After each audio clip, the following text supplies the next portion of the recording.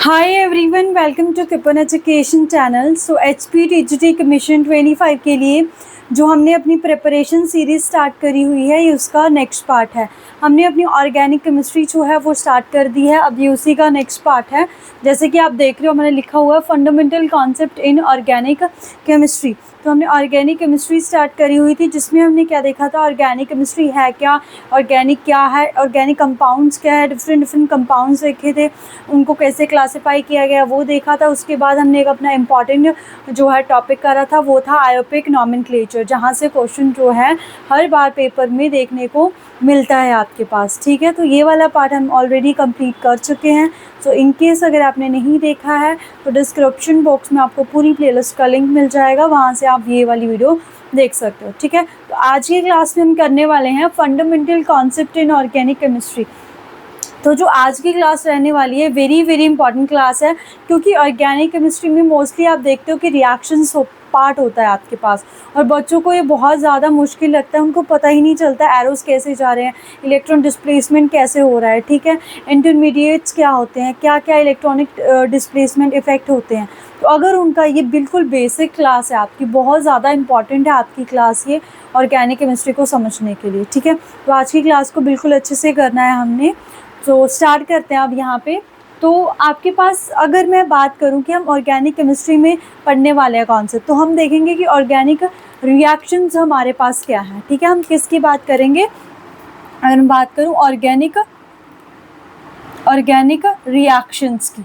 ठीक है, किसकी बात करेंगे, organic reaction. Just a second.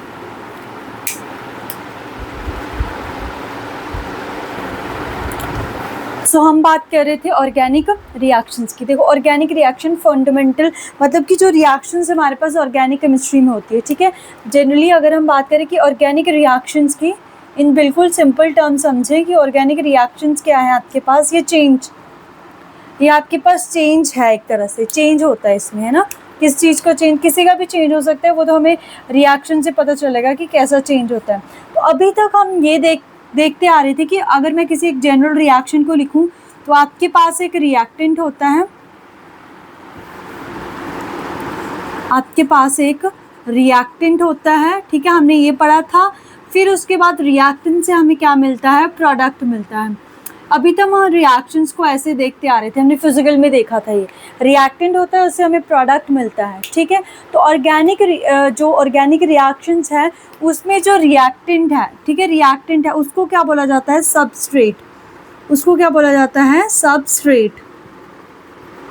क्या बोला जाता है, सबस्ट्रेट। ठीक है, इन ऑर्गेनिक केमिस्ट्री जो रिएक्टेंट है उसको क्या बोला जाता है, सबस्ट्रेट। ठीक है, ऑर्गेनिक केमिस्ट्री में क्या बोला जाता है, सबस्ट्रेट। ठीक है, सबस्ट्रेट होता है। उसके बाद एक टर्म होती है आपके पास, रिएजेंट। ठीक है, क्या होती है आपके पास, रिएजेंट होते हैं, आपके पास रिएजेंट होते हैं। उसके बाद सबस्ट्रेट और रिएजेंट रिएक्ट करते हैं, तब हमारे पास क्या बनते हैं, इंटरमीडिएट। क्या बनते हैं हमारे पास, इंटरमीडिएट। तो इनके बारे में भी हम डिटेल में करेंगे। इंटरमीडिएट खुद को रीअरेंज करते हैं, फिर जाके हमारे पास प्रोडक्ट बनता है। ठीक है, तब जाके हमारे पास क्या है, प्रोडक्ट की फॉर्मेशन जो है वो होती है। क्या है, सबस्ट्रेट है। देखो, ये रिएजेंट जो है ये अटैक करेगा। देखो, सबस्ट्रेट है कि अगर हमारे पास ऑर्गेनिक मॉलिक्यूल्स है, कोई भी, क्या है, ऑर्गेनिक जो मॉलिक्यूल्स हैं उनको क्या बोलते हैं हम, सबस्ट्रेट। ठीक है, हाइड्रोकार्बन्स या उसके जो भी डेरिवेटिव है उनको हम सबस्ट्रेट बोलते हैं। बट उनके अलावा अगर कुछ इनके साथ रिएक्ट करते, फॉर एग्जाम्पल मैंने रिएक्शन लिखी हमारे पास, जैसे कि ऐसे लिख दी मैंने, CH4 प्लस में Cl2, ये रिएक्शंस लिखी है। ये हमारी सब्स्टिट्यूशन रिएक्शन है, जो कि फोटोकेमिकल रिएक्शन होती है सनलाइट की प्रेजेंस में। तो ये तो हमारा ऑर्गेनिक कंपाउंड है, तो इसको हम सबस्ट्रेट बोलेंगे। इसको हम क्या बोलेंगे, सबस्ट्रेट बोलेंगे। अब ये जो रिएक्ट कर रहा है ये हमारा ऑर्गेनिक कंपाउंड नहीं है, तो इसको हम क्या बोलेंगे, इसको हम रिएजेंट बोल देंगे। राइट, इसको हम क्या बोल देंगे, रिएजेंट। अब फॉर एग्जांपल आपके पास ऐसे कुछ लिखा है, ऐसे कुछ भी, ये आगे हमने डिटेल में पढ़ेंगे इनको। ये एल्कीन है आपकी, ठीक है, डबल बॉन्ड आ गया, इसको रिएक्ट कराना है। लेट्स से आपको हम बोल सकते हैं कि किसके साथ इसकी, ये इसको छोड़ देते हैं, इसको लिखते हैं हम। लाइक आपकी बेंजीन रिंग है, ठीक है, इसकी रिएक्शन हमने CH3Br के साथ करवानी। अब देखो ये भी सबस्ट्रेट है, ये भी सबस्ट्रेट है, इन दोनों को हम क्या बोलेंगे कि ये दोनों ही क्या है हमारे सबस्ट्रेट। क्यों? Because both are organic molecule. तो जब हमारे रिएक्टेंट ऑर्गेनिक मॉलिक्यूल्स होते हैं उनको सबस्ट्रेट बोलते हैं, उनके अलावा अगर कुछ आता है उनको रिएजेंट बोला जाता है।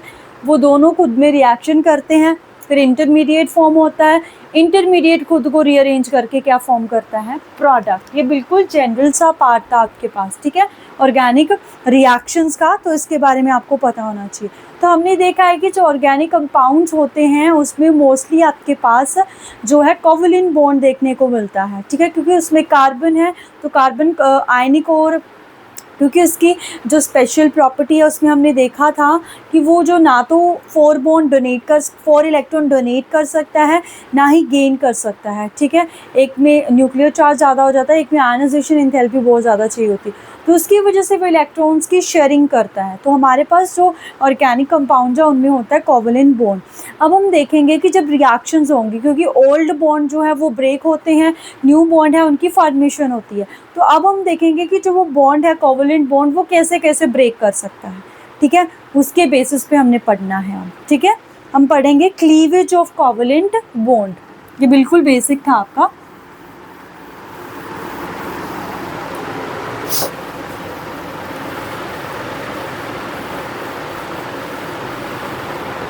तो अब हम क्या पढ़ेंगे, अब हम पढ़ेंगे क्लीवेज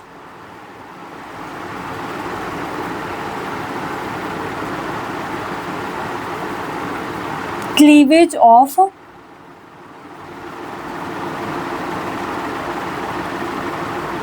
कोवैलेंट बॉन्ड, कि जो कोवैलेंट बॉन्ड है वो कैसे कैसे क्लीव कर सकता है आपके पास, ठीक है। तो फर्स्ट है होमोलिटिक क्लीवेज, होमोलिटिक। सेकंड है हमारे पास हेटेरोलिटिक क्लीवेज, ठीक है। सेकंड कौन सा है हमारे पास, हेटेरोलिटिक क्लीवेज। देखो होमो का मतलब क्या होता है, हम पढ़ के आए हैं पहले से ही, होमो का मतलब होता है सेम, तो मतलब होमोलिटिक क्लीवेज में भी कुछ ना कुछ हमारे पास सेम का कॉन्सेप्ट होगा। लेट्स से ए और बी के बीच में क्या है, कोवैलेंट बॉन्ड। तो कोवैलेंट बॉन्ड में क्या होता है, ऐसे आपके पास क्या होता है, ये शेयरिंग ऑफ इलेक्ट्रॉन्स हुई होती है। तो ये क्या है कि ये जो दोनों इलेक्ट्रॉन्स है, एक इसके पास चला गया और एक इसके पास चला गया, तो मैंने कैसे लिख दिया इसको, A odd electron, B odd electrons. ऐसे क्या करा मैंने, आपने देखा होगा ऑर्गेनिक में हम ऐसे रिएक्शंस लगाते हैं, बट मैंने ये कैसे रिएक्शन लगाई, हाफ हेडेड, ठीक है, हाफ हेडेड एरो होती है ये, क्योंकि इसमें एक ही इलेक्ट्रॉन, जब दोनों इलेक्ट्रॉन जाएंगे तब हम फुल हेडेड एरो लगाते हैं, यहाँ पे हाफ हेडेड एरो लगती है, ठीक है। तो यहाँ पे ये हमारे पास सबसे पहले जो है बॉन्ड क्लीवेज हुई, उसके बाद ये इंटरमीडिएट बनता है, ठीक है। ये जो चीज़ें ये क्या बनती है हमारी, इंटरमीडिएट। तो ये कैसे इंटरमीडिएट है, इसको बोला जाता है फ्री रेडिकल, इनको क्या बोला जाता है, फ्री रेडिकल। क्या बोला जाता है, फ्री रेडिकल। मतलब कि जब भी कार्बन एटम्स के ऊपर ओड इलेक्ट्रॉन देखने को मिलता है, ओड इलेक्ट्रॉन है ना ये, तो वो कौन सा इंटरमीडिएट है, फ्री रेडिकल। आगे डिटेल में देखेंगे कि कैसे इसकी फॉर्मेशन होती है, ठीक है। उसके बाद आता है हेटेरोलिटिक क्लीवेज। तो हेटेरोलिटिक क्लीवेज में क्या होगा, अब देखो ए और बी के बीच में बॉन्ड है, ठीक है, ए और बी के बीच में, लाइक मैंने ऐसे बना दिया, CH3 और Cl के बीच में बॉन्ड है। अब हमें पता है कि जो Cl है उसकी इलेक्ट्रोनेगेटिविटी क्या है, इलेक्ट्रोनेगेटिविटी, कि हम सारी चीज़ें पहले पढ़ के आए हैं कि इलेक्ट्रोनेगेटिविटी क्या होती है, किसकी कम है, किसकी ज़्यादा है, इलेक्ट्रोनेगेटिविटी क्या है इसकी, हायर। तो जिसकी इलेक्ट्रोनेगेटिविटी हायर होती है तो उसकी तरफ को ये बॉन्ड ब्रेक होता है। तो यहाँ से बनेगा क्या, देखो इसने इलेक्ट्रॉन गेन कर लिया, तो जो भी इलेक्ट्रॉन गेन करता है उसके ऊपर नेगेटिव चार्ज, और जो भी इलेक्ट्रॉन को लूज़ करता है उसके ऊपर पॉजिटिव चार्ज। क्योंकि ये बॉन्ड जो है इसमें जो इलेक्ट्रॉन्स थे वो एक इसका था एक इसका था, पर दोनों ही ये लेके चला गया, तो इसके ऊपर नेगेटिव चार्ज, और इसने दे दिया तो इसके ऊपर पॉजिटिव चार्ज। तो जब कार्बन एटम्स के ऊपर पॉजिटिव चार्ज आता है उसको हम क्या बोलते हैं, कार्बोकटायन। क्या बोलते हैं हम, कार्बोकटायन। सेम ऐसे भी हो सकता है, अब मैंने जैसे ये लिखा कि CH3, यहाँ पे लेट्स से यहाँ पे ना OH ऐसे करके तो भी ये लेकिन निकलेगा। ओके नहीं, ये नहीं होगा।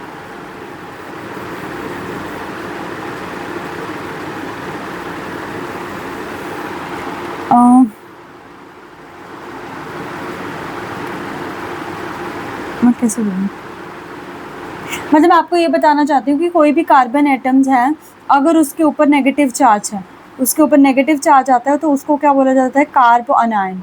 उसको क्या बोला जाता है, कार्बो अनायन। ठीक है, ये बताना चाह रही हूँ कि इंटरमीडिएट कौन कौन से आए आपके पास। एक फ्री रेडिकल आया, एक कार्बोकटायन आया और एक कार्बो अनायन आया। अब इन्हीं इंटरमीडिएट्स को हम डिटेल में पढ़ेंगे। वेरी वेरी इंपॉर्टेंट है ये इंटरमीडिएट, इनको समझना, क्योंकि अगर आपको ये समझ में नहीं आए तो आगे जाके जो ऑर्गेनिक रिएक्शंस है वो आप नहीं कर पाओगे। करने को कर लोगे, याद करनी पड़ेंगी चीज़ें, तो जितना याद करना पड़ेगा उतना ज़्यादा मुश्किल होता है। ठीक है, तो अब हम क्या करेंगे, इनको जो इंटरमीडिएट है carbocation, अनायन and the free radical, उसको हम डिटेल में करेंगे। ठीक है,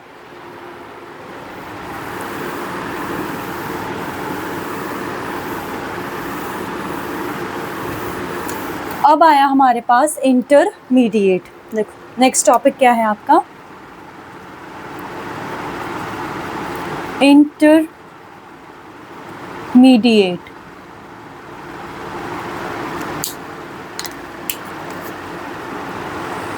ठीक है, तो जो पहला इंटरमीडिएट है वो है हमारा कार्बोकटायन। कौन सा है, कार्बोकटायन।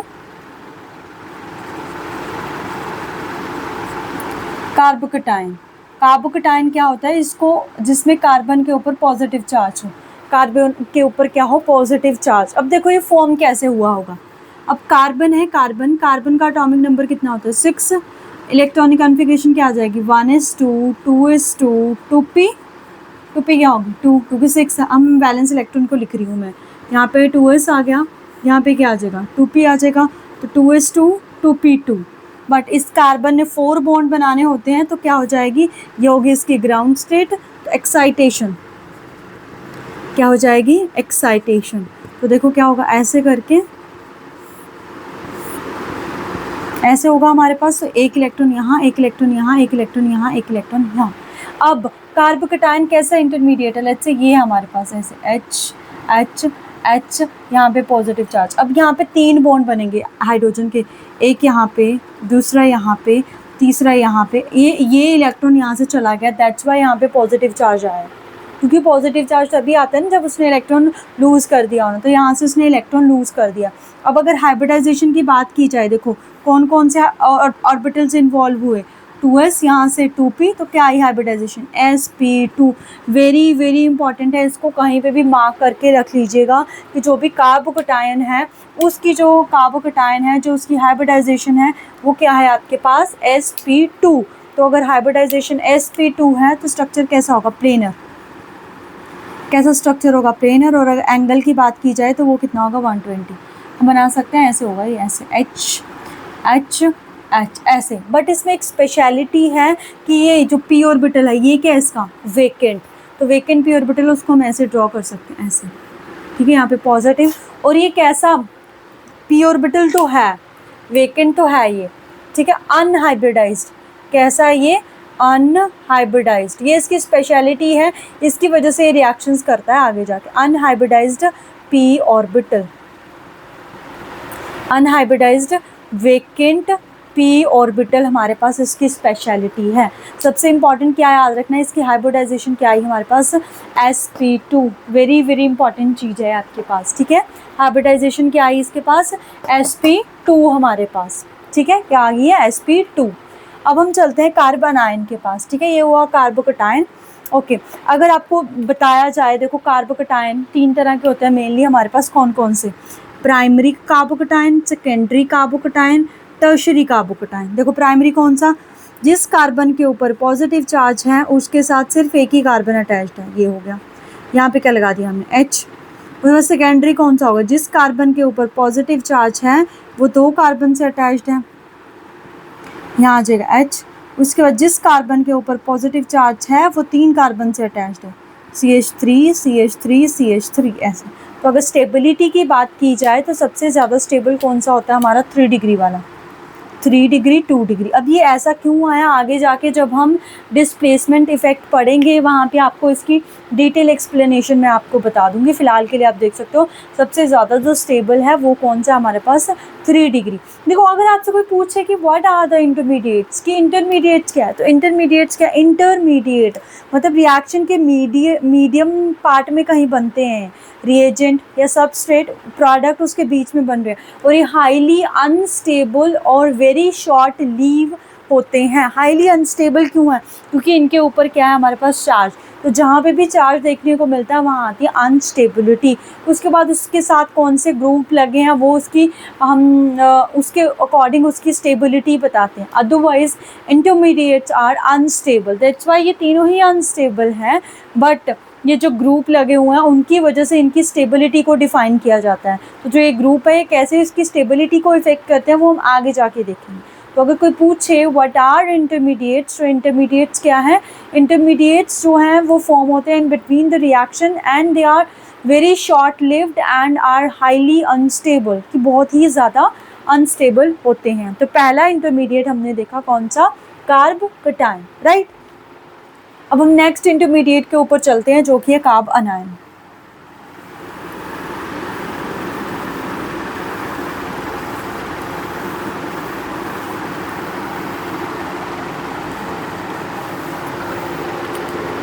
तो नेक्स्ट है कार्ब अनायन। तो कार्ब अनायन में क्या होगा हमारे पास, कार्ब अनायन में क्या है कि जो हमारे पास जो कार्बन है उसके ऊपर क्या होगा, नेगेटिव चार्ज, उसके ऊपर क्या होगा, नेगेटिव चार्ज। देखो होगा क्या इसमें, सेम वैसे आएगा 2s, वही लिख रही हूँ मैं 2s और 2p, ठीक है, 2s और 2p आएगा। तो इसमें 2 इलेक्ट्रॉन है, इसमें 1 इलेक्ट्रॉन है, उसके बाद क्या हो जाएगी, एक्साइटेशन। तो एक्साइटेशन के बाद क्या होगा हमारे पास, यहाँ पे यहाँ पे यहाँ पे यहाँ पे। अब क्योंकि ये होता है ऐसे, देखने को होता है हमारे पास ऐसे ऐसे करके H H H ऐसे, इस पे नेगेटिव। देखो अगर नेगेटिव आया कैसे होगा, फॉर एग्जांपल यहाँ पे H है, यहाँ भी H है, यहाँ पे भी H है, यहाँ पे भी H है, ठीक है। ये H जो पॉजिटिव निकला होगा तब अपने इलेक्ट्रॉन देके गया होगा, H जो पॉजिटिव निकला होगा तब ये इलेक्ट्रॉन जो है वो अपने देके गया होगा, ऐसा हुआ होगा। तो मतलब कि जो ये है, पहले तो हमारे पास 4 बॉन्ड थे, यहाँ पे इसके साथ यहाँ बॉन्ड बन गया, इसके साथ बन गया, इसके साथ बॉन्ड बन गया, इसके साथ बॉन्ड बन गया, ऐसा हुआ, ठीक है। अब क्योंकि बॉन्डिंग में ये भी पार्टिसिपेट कर रहा है, ये भी पार्टिसिपेट कर रहा है, ये भी पार्टिसिपेट कर रहा है, ये भी पार्टिसिपेट कर रहा है, दैट्स वाई अगर इसकी हाइब्रिडाइजेशन कोई पूछता है तो हाइब्रिडाइजेशन हो जाएगी sp3, क्योंकि बॉन्डिंग में तो ये भी पार्टिसिपेट कर रहा है। बस बात क्या है कि यहाँ पे उसमें एक वेकेंट, मतलब कि देखो अब sp3 हाइब्रिडाइजेशन आ गई है इसकी, क्या ये हमारे पास sp3 हाइब्रिडाइजेशन, sp3 कैसा होगा, ये टेट्राहेड्रल होगा, ये कैसा होगा, ये टेट्राहेड्रल होगा हमारे पास, टेट्राहेड्रल, ठीक है, कैसा होगा ये, टेट्राहेड्रल। तो टेट्राहेड्रल कैसे होगा हमारे पास, अगर मैं बात करूँ इसकी टेट्राहेड्रल की, देखो अगर ना इसको अच्छे समझना हो तो यहाँ पे ये जो 2 देखो इसमें क्या है कि ऐसे होगी हमारे पास, देखो पहले ये हुआ, उसके बाद इसने गेन करा, यहाँ पे तो H है, यहाँ पे भी H ने पार्टिसिपेशन करी होनी, यहाँ पे भी, तो ये गेन करके इलेक्ट्रॉन यहाँ पहुँच चुका है, ठीक है। तो ये इसमें 2 इलेक्ट्रॉन्स हैं, इन्होंने बॉन्डिंग करी हुई है कार्बन के साथ, ओके, कार्बन के साथ बॉन्डिंग करी, इसका स्ट्रक्चर बनाना है। टेट्राहेड्रल देखने में ऐसा होता है ना, देखो ऐसा ऐसा ऐसा होता है टेट्राहेड्रल, ऐसे करके ऐसे करके। तो 3 तो इसने क्या बनाया हुआ, H के साथ बॉन्ड, और इसके पास एक ये है ऑर्बिटल्स, उसमें क्या है, नेगेटिव चार्ज, जिसके पास है 2 इलेक्ट्रॉन। तो इसकी स्पेशलिटी क्या हुई कि इसके पास एक हाइब्रिडाइज्ड ऑर्बिटल है, वो कैसा है, मतलब कि कंटेन्स लोन पेयर, या हम बोल सकते हैं नेगेटिव चार्ज। क्या कंटेन कर रहा है वो, नेगेटिव चार्ज को क्या कर रहा है, कंटेन कर रहा है। तो इसमें स्पेशलिटी क्या आ गई कि इसमें ये जो पी ऑर्बिटल है ये हाइब्रिडाइज है, एक तो ऊपर से इसमें नेगेटिव चार्ज आ गया, ठीक है। तो यह है हमारे पास कार्ब अनायन। तो कार्ब अनायन भी वैसे होते हैं हमारे पास 1 डिग्री 2 डिग्री 3 डिग्री, बट इसकी स्टेबिलिटी ऑर्डर ये होता है, 1 डिग्री ज़्यादा स्टेबल, उसके बाद 2 डिग्री देन 3 डिग्री। कैसे आया, बस एक इंटरमीडिएट करके उसके बाद हम देखेंगे कि कैसे स्टेबिलिटी डिफाइन हो रही है हमारे पास, ठीक है।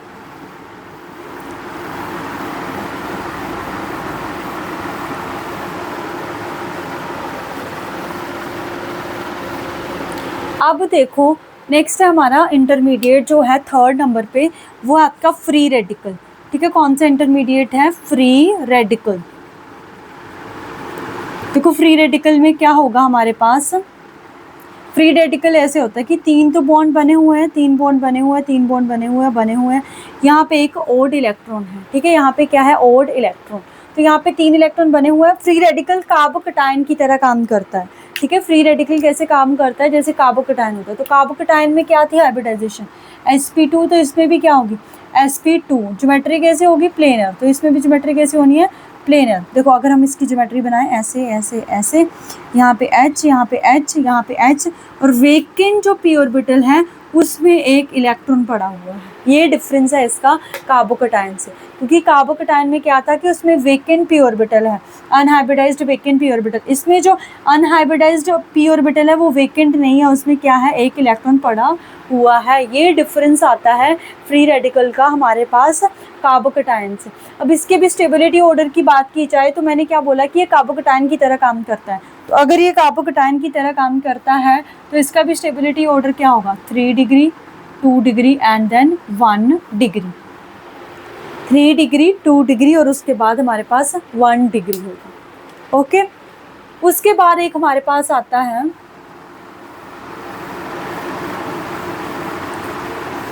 फोर्थ इंटरमीडिएट, जो कि है कार्बीन। कौन से इंटरमीडिएट है? कार्बीन, ठीक है, कार्बीन इंटरमीडिएट है। तो इसमें क्या होता है कि जैसे ये है कार्बन है, इसके 2 बॉन्ड्स तो पूरे हैं, 2 बॉन्ड्स पूरे हैं, 2 जो ये इलेक्ट्रॉन्स है वो एज इट इज पड़े हुए हैं, बॉन्डिंग में पार्टिसिपेट नहीं कर रहे हैं हमारे पास। ये हमारा कार्बीन इंटरमीडिएट होगा। कार्बन टोटल 4 बॉन्ड बनाता है, ठीक है, 4 बॉन्ड बनाता है 4 इलेक्ट्रॉन्स का यूज़ करके। 2 इलेक्ट्रॉन यूज़ करके उसने क्या कर दिया हमारे पास? ये बना दिया 2 hydrogen, 2 electron as it is पड़े हैं। तो अगर कहीं पे ऐसा होता है कि कार्बन के ऊपर 2 इलेक्ट्रॉन एज इट इज़ पड़े हैं, वो नेगेटिव चार्ज में नहीं है, ठीक है, वो बॉन्डिंग में नहीं है, तो वो हमारे कार्बीन इंटरमीडिएट्स आ जाता है, ठीक है। अगर मैं बात करूँ कार्बीन इंटरमीडिएट की, तो कार्बन इंटरमीडिएट 2 तरह के होते हैं, सिंगलेट कार्बीन, दूसरा होता है ट्रिपलेट कार्बीन। दूसरा कौन सा होता है? Triplet carbene. कार्बीन अब ये होता कैसे हमारे पास? ऐसे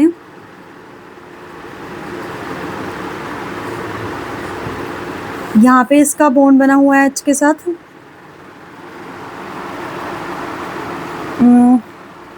अगर मैं बनाना चाहूँ लेट्स से, और एक और इसमें ना ऐसे ऐसे ऐसे ऐसे, जस्ट सेकेंड, इसमें ना स्ट्रक्चर्स को ड्रॉ करने में वो हो रहा है मेरे को।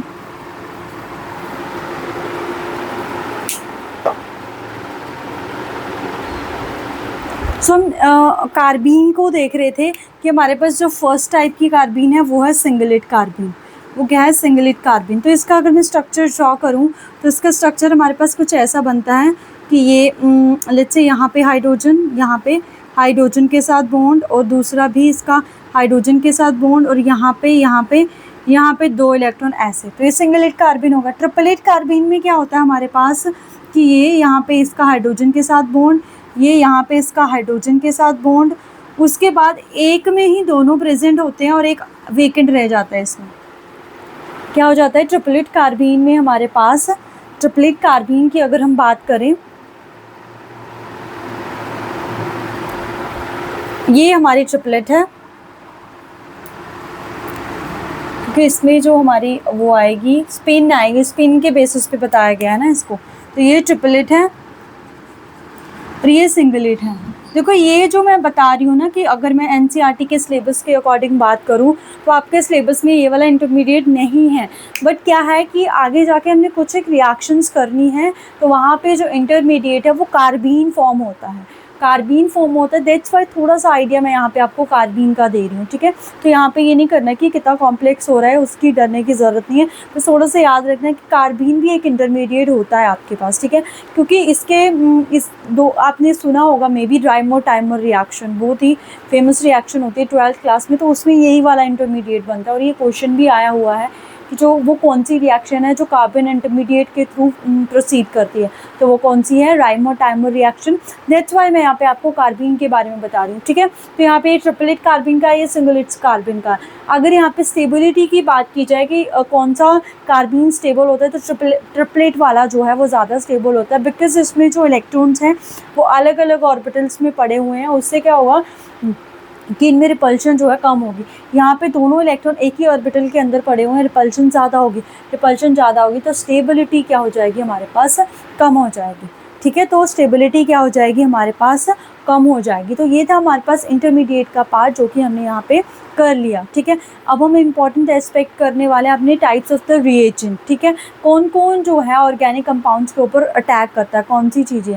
जनरली 2 तरह के होते हैं हमारे पास, न्यूक्लियोफाइल एंड इलेक्ट्रोफाइल। सुना होगा आपने, न्यूक्लियोफाइल एंड इलेक्ट्रोफाइल, ठीक है, एंड इलेक्ट्रोफाइल।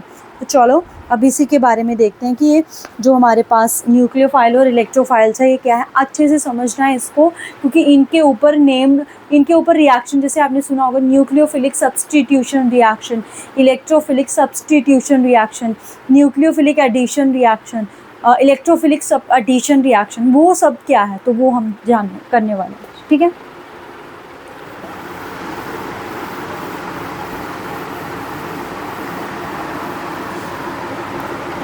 तो यहाँ पे क्या आ जाएगा हमारे पास, देखो न्यूक्लियोफाइल,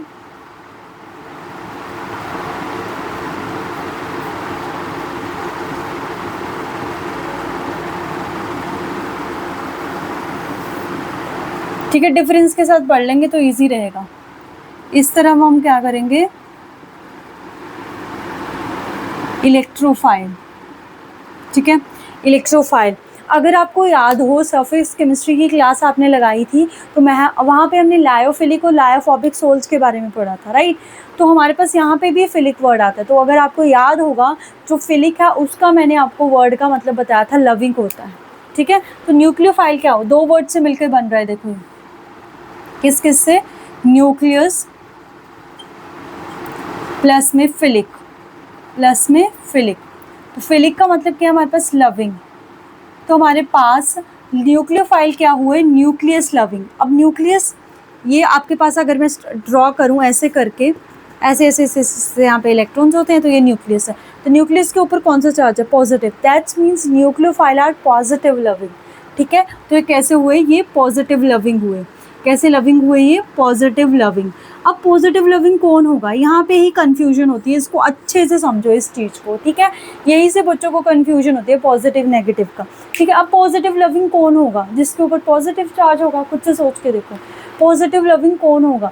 पॉजिटिव लविंग वो होगा जिसके पास पहले से ही बहुत सारे इलेक्ट्रॉन्स हैं, विच मीन्स कि न्यूक्लियोफाइल एक ऐसी स्पीशीज है जो इलेक्ट्रॉन रिच है हमारे पास। दैट्स वाई वो पॉजिटिव लविंग है, क्योंकि उसके पास एक्सेस ऑफ इलेक्ट्रॉन्स है। अगर एक्सेस ऑफ इलेक्ट्रॉन है तो वो ऐसा सेंटर चाहेगा जहाँ पे वो अपने इलेक्ट्रॉन्स को डोनेट कर पाए, जिसकी वजह से स्टेबिलिटी आए, राइट। तो फिर यहाँ से क्या निकला कि जो न्यूक्लियोफाइल है वो हमारे पास क्या हुआ, इलेक्ट्रॉन्स रिच। कैसे हुए, उसको हम क्या बोल सकते हैं कि वो कैसे होते हैं, इलेक्ट्रॉन्स रिच। तो अगर वो इलेक्ट्रॉन्स रिच हैं तो विच मीन्स कि जो न्यूक्लियोफाइल है उनके ऊपर कौन सा चार्ज होता है, negative charge. Very very important चीज़ है ये। देखो इसमें पॉजिटिव चार्ज की भी बात की गई है। पॉजिटिव वो लविंग है, पॉजिटिव पे अटैक करेगा। तो अगर वो पॉजिटिव पे अटैक कर रहा है तो विच मीन उसका खुद का नेचर कैसा है, खुद वो नेगेटिव चार्ज का है, ठीक है, खुद वो नेगेटिव चार्ज के नेचर का है। तो हमारे पास इलेक्ट्रॉन रिच न्यूक्लियोफाइल कैसे होते हैं, जिनके ऊपर नेगेटिव चार्ज होता है हमारे पास, ठीक है, न्यूक्लियोफाइल। अब एग्जाम्पल्स की बात की जाए, एग्जाम्पल हमारे पास जो न्यूक्लियोफाइल है चार्ज्ड भी होते हैं, चार्ज्ड न्यूक्लियोफाइल भी है, और मैं बात करूँ न्यूट्रल न्यूक्लियोफाइल भी हैं। कैसे हैं, न्यूट्रल न्यूक्लियोफाइल भी हैं। तो चार्ज्ड जिनके ऊपर कौन सा चार्ज होगा, नेगेटिव। देखो आप इसको ऐसे याद रख सकते हो, N for nucleophile, N for negative, तो उसके ऊपर नेगेटिव चार्ज होता है। तो अगर न्यूक्लियोफाइल के ऊपर नेगेटिव चार्ज है विच मीन्स इलेक्ट्रोफाइल्स के ऊपर पॉजिटिव चार्ज होगा, समझ लेंगे उसको भी हम। तो चार्ज में कौन कौन से आ जाएंगे, देखो हमारे पास OH नेगेटिव होता है, Cl नेगेटिव होता है, ये सारे जो हैलोजेंस है वो तो नेगेटिव ही होते हैं हमारे पास। Cn नेगेटिव हो जाता है, उसके बाद NH2 नेगेटिव हो जाता है। तो ये सारे हमारे चार्ज न्यूक्लियोफाइल हो गए जिनके ऊपर भी नेगेटिव चार्ज है। ऐसे बहुत सारे हो सकते हैं, मैंने कुछ एक एग्जाम्पल लिया आपके पास। न्यूट्रल कौन कौन से? अब न्यूट्रल कौन कौन से हैं? लोन पेयर कंटेनिंग, जिनके ऊपर क्या होता है? Lone pair. अब कैसे? Water is a nucleophile, ammonia is a nucleophile. उसके बाद अगर मैं लिखूँ जैसे ये वाले ग्रुप होते हैं OCH3, क्योंकि इसमें भी इसके ऊपर क्या है? न्यूक्लियोफाइल। मिथॉक्सी वाले ईथर जो हैं वो हो गए हमारे पास। उसके बाद ऐसे RNH2 भी कर सकते हैं, अमीन हो गया ना हमारे पास। तो ये क्या हमारे पास? लोन पेयर कंटेनिंग न्यूक्लियोफाइल, ठीक है। अब बिकॉज जो न्यूक्लियोफाइल है वो क्या? इलेक्ट्रॉन डोनर है, क्योंकि वो डोनेट करेगा, तो इलेक्ट्रॉन डोनर है वो, तो इसको लुईस बेस भी बोला जाता है। इसको क्या बोला जाता है? लुईस बेस भी बोला जाता है, ठीक है। तो आपने न्यूक्लियोफाइल के बारे में देख लिया। अब इलेक्ट्रोफाइल बिल्कुल इसका उल्टा है। अगर आपको एक को समझना है आपने, ठीक है, किसी भी एक को समझ लो, दूसरा उसका बिल्कुल उल्टा है। दूसरा उल्टा कैसे हो जाएगा? ये दो वर्ड से मिलके बन रहा है। कौन कौन से वर्ड से मिलके बन रहा है? इलेक्ट्रॉन्स प्लस में फिलिक। तो मतलब ये क्या हुआ? ये इलेक्ट्रॉन्स लविंग हुआ, ठीक है, इलेक्ट्रॉन्स लविंग हुआ। तो अगर इलेक्ट्रॉन्स लविंग हुआ ये, तो इलेक्ट्रॉन के ऊपर नेगेटिव चार्ज हुआ, मतलब ये नेगेटिवली चार्ज, मतलब नेगेटिव चार्ज लविंग है ये, ठीक है। ये इसको हम क्या बोलेंगे? नेगेटिव चार्ज लविंग है ये। तो अगर ये नेगेटिव चार्ज लविंग है, विच मीन्स खुद के ऊपर कौन सा चार्ज होगा? ई पॉजिटिव। और ये कैसे सिस्टम है? ये इलेक्ट्रॉन डेफिशिएंट, ठीक है। कैसे सिस्टम है ये? इलेक्ट्रॉन डेफिशिएंट सिस्टम है हमारे पास ये। तो ये अटैक किसके ऊपर करेंगे? ये तभी तो नेगेटिव के ऊपर अटैक करेंगे। इसमें भी एग्जांपल्स की वही बात है कि इसमें भी एग्जांपल कैसे आते हैं हमारे पास?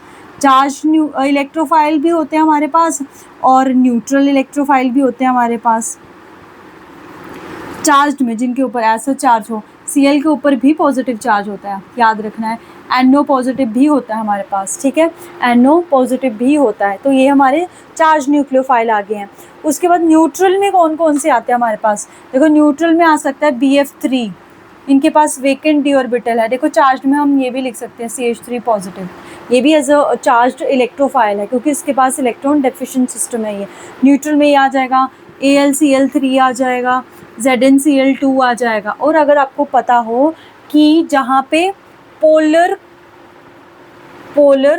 डबल बॉन्ड हो, पोलर डबल बॉन्ड हो हमारे पास, पोलर डबल बॉन्ड का मतलब क्या है कि जैसे ये सिस्टम है C डबल बॉन्ड O, मतलब जहाँ पे कार्बोनिल फंक्शनल ग्रुप है, यहाँ पे क्या आ जाएगा R, यहाँ पे आ जाएगा H। देखो ये नॉन पोलर डबल बॉन्ड है, ये नॉन पोलर डबल बॉन्ड है।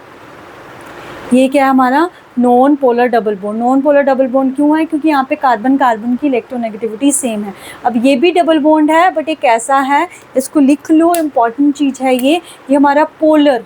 ये कैसा हुआ हमारा? पोलर कोवलेंट बॉन्ड, ठीक है, पोलर कोवलेंट डबल बॉन्ड हुआ ये, डबल बॉन्ड। तो जहाँ पे भी पोलर कोवलेंट डबल बॉन्ड देखने को मिलता है वो भी हमारा एज ए इलेक्ट्रोफाइल एक्ट करता है। क्यों?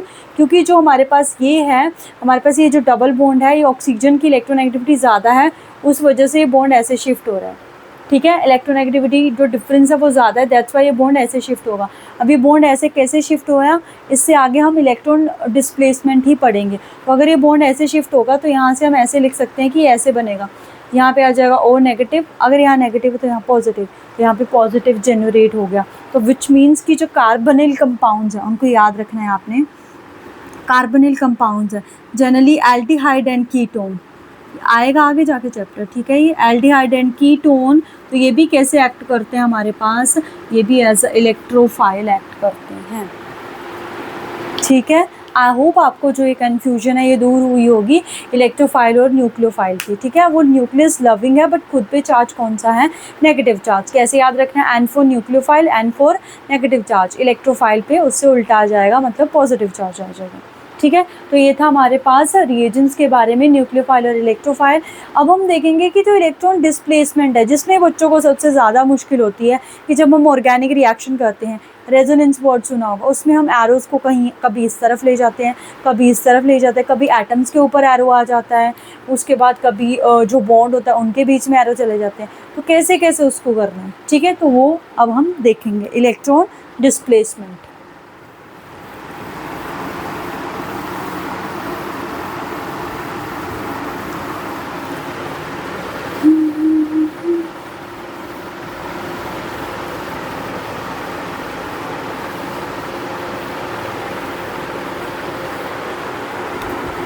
अब हम करने वाले हैं electron movement in organic reactions. Electron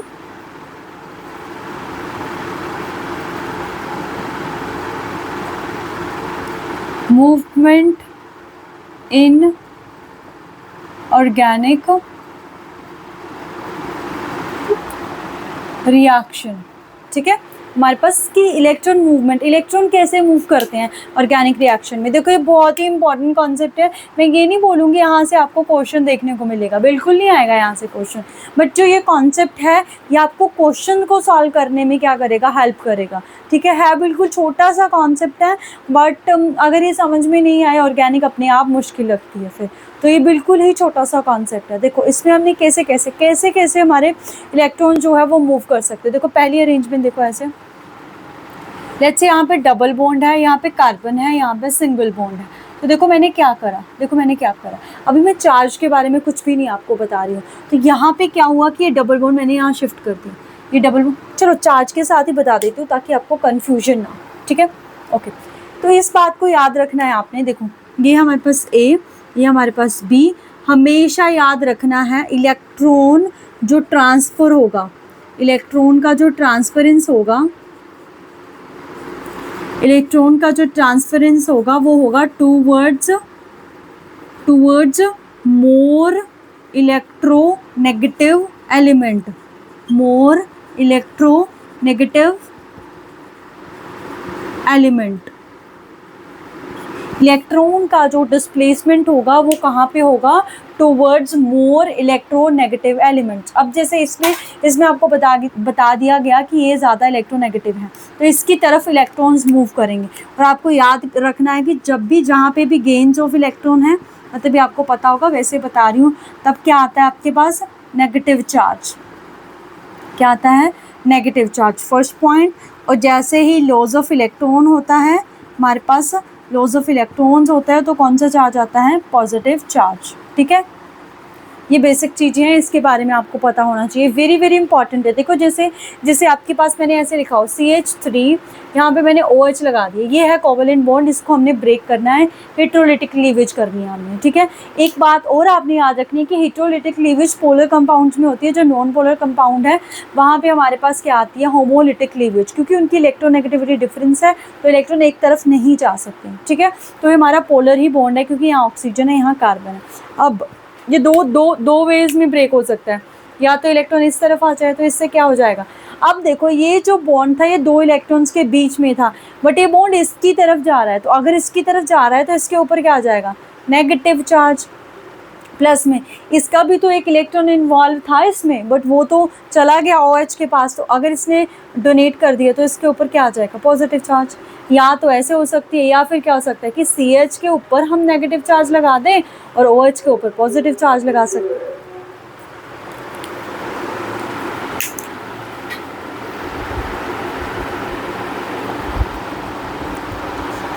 so ये आपने देख लिया। ठीक है, इलेक्ट्रॉन्स के बारे में देख रहे थे अब हम। अब देखो बहुत ही इंपॉर्टेंट चीज़ है, प्लीज़ इसको अच्छे से समझना, अदरवाइज आपको रेजोनेंस में बहुत प्रॉब्लम होगी। देखो मैं लिखती हूँ फर्स्ट केस। ठीक है, ऐसे लिखा मैंने कि ये कार्बन है, इसके बीच में डबल बॉन्ड है, उसके बाद फिर मैंने कार्बन लगा दिया। ठीक है, क्योंकि रेजोनेंस में ये चीज़ें यूज़ होगी। देखो अब मैं क्या कर सकती हूँ, अब मैंने ना ये जो बॉन्ड है वो बॉन्ड पे शिफ्ट कर दिया। यहाँ पे एक बहुत ही इंपॉर्टेंट चीज़ है, देखो बॉन्ड जो था वो कहाँ पे शिफ्ट हुआ है, बॉन्ड पे ही। देयरफॉर वो बनाएगा क्या, बॉन्ड ही बनाएगा। बॉन्ड था वो शिफ्ट किसके ऊपर हो रहा है, बॉन्ड के ऊपर ही, तो उसका हम क्या बनाएंगे, बॉन्ड ही बनाएंगे। वेरी वेरी इंपॉर्टेंट चीज़ है, ये रेजोनेंस में समझ नहीं आती है कि कैसे हम बॉन्ड को बॉन्ड बना रहे हैं, कैसे हम बॉन्ड को चार्ज बना रहे हैं। क्या बोला मैंने कि जो बॉन्ड है उसको मैंने बॉन्ड के ऊपर ही शिफ्ट करा। देखो अभी फ़िलहाल के लिए ये ऐसे यहाँ शिफ्ट कर दिया मैंने उस बॉन्ड को, क्या करा मैंने, यहाँ पे शिफ्ट कर दिया इस बॉन्ड को। ठीक है, अब देखो जो ये बॉन्ड था वो इन दोनों कार्बन्स के बीच में था इन दोनों कार्बन्स के बीच में। अब ये बॉन्ड जो है वो यहाँ से लेट्स से यहाँ पे OH लगा हुआ था, हम ऐसे बोलते हैं कि OH लगा हुआ था। ठीक है, यहाँ पे OH लगा हुआ था, या फिर ऐसे हो सकता है, क्योंकि या तो इसको डेफिशिएंसी OH ही लगा देती हूँ यहाँ पे, OH मतलब ऐसे है स्ट्रक्चर, ऐसे यहाँ पे H है, यहाँ पे H है, ऐसे करके ये 2H तो एज इट इज़ आ गया, यहाँ पे ये 2H एज इट इज़ आ गया। अब मैंने ये बॉन्ड यहाँ शिफ्ट करा, देखो इस चीज़ को ध्यान से देखना, अगर मैं ये वाला बॉन्ड यहाँ शिफ्ट कर रही हूँ, यहाँ पे इस कार्बन के कितने बॉन्ड हो जाएंगे, 1 तो पहले ही है, ये वाला यहाँ आ गया 2 3 4 5, तो 5 बॉन्ड कार्बन अपने नहीं बना सकता है। तो अब क्या, किसी एक ग्रुप को जाना पड़ेगा, तो ये जो OH है वो जा सकता है यहाँ से, वो कैसे जाएगा वो हम आगे देखेंगे, ठीक है। तो वो यहाँ से चला गया, तो ये आ गया आपके पास कार्बन, इसकी वैलेंसी पूरी है, इसके ऊपर हम कोई चार्ज नहीं लगाएंगे, ठीक है, इसके ऊपर हम कोई चार्ज नहीं लगाएंगे। लेट्स से ये थे ऐसे, है ना, मैंने फुल स्ट्रक्चर बना दिया, यहाँ पे H हो गया, यहाँ पे भी H हो गया, यहाँ पे भी H हो गया, तो इसके 2H ऐसे ही है, इसके 2H ऐसे ही है, यहाँ पे मैंने H लगा दिया। अब ध्यान से देखो, जो ये वाला बॉन्ड था वो इन दोनों कार्बन्स के बीच था, यहाँ पे कहाँ आ चुका, इन कार्बन के, तो ये जो कार्बन है इसका बॉन्ड पहले भी था, चाहे वो इस तरफ था, इस तरफ भी आ गया, तो इसको कोई फ़र्क नहीं पड़ा, ये वैसे का वैसा ही रहेगा। और जो ये कार्बन है, ये देखो इसका तो बॉन्ड चला गया, तो अगर इसका बॉन्ड चला गया मतलब लॉस ऑफ इलेक्ट्रॉन कर दिया इसने, तो इसके पास से इलेक्ट्रॉन चला गया, तो इसके ऊपर पॉजिटिव चार्ज आएगा, तो ऐसा स्ट्रक्चर ड्रॉ होगा इसका। जो मैंने ये चीज़ बताई है बहुत ही इंपॉर्टेंट चीज़ है, ये स्ट्रक्चर्स को अच्छे से समझना। पहली बात तो क्या बताई मैंने कि जब बॉन्ड जो है बॉन्ड पे ही शिफ्ट होगा तो वो बॉन्ड ही बनेगा, बॉन्ड ही बनाया मैंने, ठीक है। उसके बाद क्या है कि जो भी एक्स्ट्रा जो चीज़ होगी वो चली जाएगी, बिकॉज यहाँ पे 5 बॉन्ड फॉर्म नहीं कर सकता है कार्बन, ठीक है। और पुराने बॉन्ड हम ब्रेक नहीं कर सकते, जो भी पोलर बॉन्ड है उसको हम ब्रेक कर देते हैं, वो चला गया वहाँ से, कैसे गया वो आगे देखेंगे, इतना डिटेल में अभी नहीं जा रहे हम, राइट। उसके बाद जो ये वाला कार्बन है इसकी क्या होगी, इसके तो बॉन्ड हो गए कम, इसने इलेक्ट्रॉन भी डोनेट कर दिए हैं, तो अगर इसने इलेक्ट्रॉन डोनेट कर दे तो इसके ऊपर आ जाएगा पॉजिटिव चार्ज। तो ये पहला केस इलेक्ट्रॉन डिस्प्लेसमेंट का। अब देखो सेकेंड केस में क्या होता है हमारे पास। अब सेकेंड केस में मैं कर रही हूँ, लेट्स से आपके पास ऐसे है, यहाँ पे कार्बन है, यहाँ पे कार्बन है, यहाँ कार्बन है, मैंने Cl लगा दिया, यहाँ मैंने H लगा दिया, यहाँ मैंने H लगा दिया, और यहाँ पे मैंने OH लगाया हुआ है, ठीक है, यहाँ पे मैंने क्या लगाया हुआ है, OH लगाया, राइट। अब देखो इसके ऊपर है लोन पेयर, अब इसके ऊपर क्या है हमारे पास, लोन पेयर। अब ये लोन पेयर, ये लोन पेयर, ये 2 लोन पेयर है, ये किसके ऊपर जा रहे हैं, बॉन्ड के ऊपर, ठीक है। कौन जा रहा है, लोन पेयर जा रहा है किसके ऊपर, बॉन्ड के ऊपर, तो वो बॉन्ड ही बनेगा, तो वो बॉन्ड ही बनेगा। तो जहाँ पे भी जा रहे हैं, चाहे वो बॉन्ड पे जा रहा हो, चाहे लोन पेयर बॉन्ड पे जा रहा हो, बनेगा क्या, बॉन्ड ही। बना देते हैं बॉन्ड, फिर देखो क्या होता है, ये एज इट इज़, ये एज इट इज़, ये एज इट इज़, यहाँ पे मैंने Cl लगा दी, यहाँ पे H लगा दी, यहाँ H लगा दिया, 2 इलेक्ट्रॉन्स आए तो यहाँ पे डबल बॉन्ड आ जाएगा, O आ जाएगा, H आ जाएगा, ऐसे। अभी फ़िलहाल के लिए ऐसे। इस कार्बन को ध्यान से देखो कितने बॉन्ड हो चुके हैं, 1 2 3 4 5, पॉसिबल ही नहीं है, पॉसिबल ही नहीं है, विच मीन्स यहाँ से Cl चला गया, ये कार्बन की तो वैलेंसी होगी पूरी।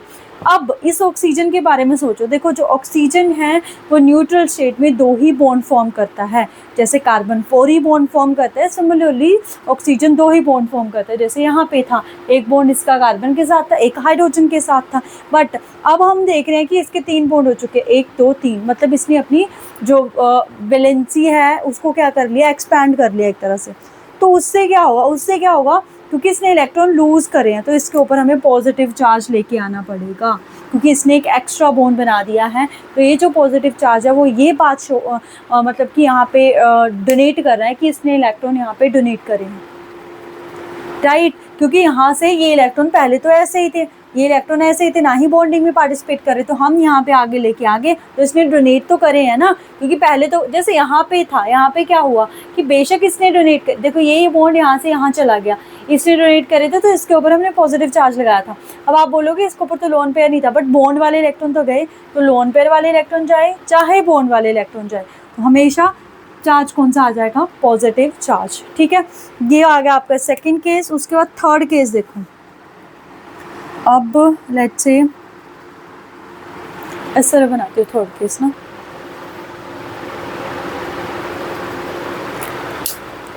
और थर्ड केस में हम क्या करेंगे,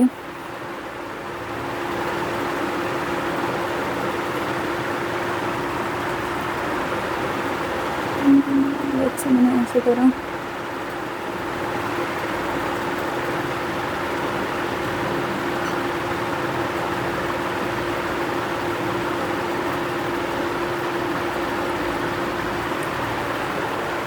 ऐसे लिख दिया मैंने, ऐसे।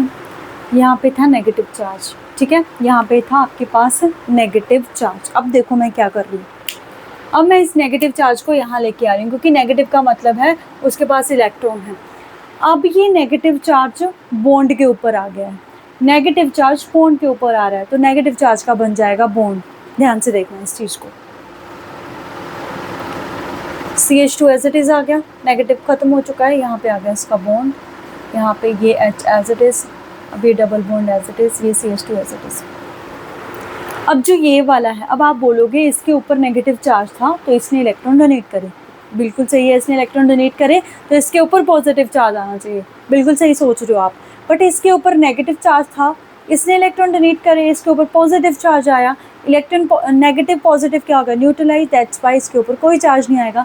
और इसके बॉन्ड भी देखो, ये कार्बन है, 2 हाइड्रोजन 2 बॉन्ड, इसके बॉन्ड पूरे हो चुके हैं। अब इस वाले कार्बन को ध्यान से देखो, 1 हाइड्रोजन 2 4 5 बॉन्ड हो चुके हैं। अब इसमें कोई भी पोलर नहीं है, ये वाला बॉन्ड तो टूटने से रहा, क्योंकि ये तो न्यू बना है, H जा नहीं सकता। तो यहाँ से जब भी आपके पास डबल बॉन्ड फॉर्म हो रहा है उसको जाना पड़ेगा। तो अब देखो ये डबल बॉन्ड एक ही स्टेप में होगी ये चीज़, तो इस डबल बॉन्ड को यहाँ से यहाँ शिफ्ट होना पड़ेगा। अब देखो जो बॉन्ड है वो एटम पे शिफ्ट हो रहा है, तो ये बॉन्ड जो है वो एटम पे शिफ्ट हो रहा है। क्या हो रहा है, बॉन्ड था, बॉन्ड किसके ऊपर चला गया, एटम के ऊपर चला गया। तो जब भी ऐसा होता है बॉन्ड एटम के ऊपर जाए तो उसके ऊपर नेगेटिव चार्ज की तरह वो एक्यूमुलेट हो जाता है, तो यहाँ आएगा नेगेटिव चार्ज, तो यहाँ आएगा नेगेटिव चार्ज। तो मैं आपको यही यहाँ पे मेन चीज़ समझाना चाहती थी कि जो बॉन्ड है जब वो एटम के ऊपर जाएगा तो वो नेगेटिव चार्ज बनाएगा, और जब बॉन्ड है वो बॉन्ड के ऊपर जाएगा, जैसे यहाँ पे है बॉन्ड जो है बॉन्ड के ऊपर जाएगा तब वो बॉन्ड ही बनेगा। उसके बाद जो लोन पेयर है वो बॉन्ड के ऊपर, मतलब जिसके ऊपर अगर एटम के ऊपर बॉन्ड जा रहा है, चाहे बॉन्ड जा रहा है चाहे लोन पेयर जा रहे हैं, तब वो नेगेटिव चार्ज बनेगा। बट अगर जो नेगेटिव चार्ज है या बॉन्ड है वो बॉन्ड के ऊपर ही जा रहा है, या लोन पेयर जो है वो बॉन्ड के ऊपर ही जा रहा है, तो वो बॉन्ड बनेगा। इस चीज़ को अच्छे से ध्यान में रखना है, दैट्स वाई मैंने इसको इतना टाइम लगाया। देखो छोटी सी चीज़ें हैं उसको मैंने इतना टाइम लगाया ताकि आपको डिटेल में सारी चीज़ें समझ में आ जाए, ठीक है। तो अब हम अपनी क्लास का नेक्स्ट टॉपिक पे प्रोसीड करने वाले हैं, जो कि electron displacement effect. Very very important effects हैं ये, आगे जाके बहुत सारे चैप्टर्स में भी यूज़ होंगे, तो अच्छे से यहाँ पे समझ लेना है, अदरवाइज़ आगे जाके मुश्किल होगी। Inductive effect, resonance effect, hyperconjugation effect, electromagnetic effect, ये 4 इफ़ेक्ट हैं आपके पास, ठीक है। तो चलो अब इन्हीं को देखते हैं हम।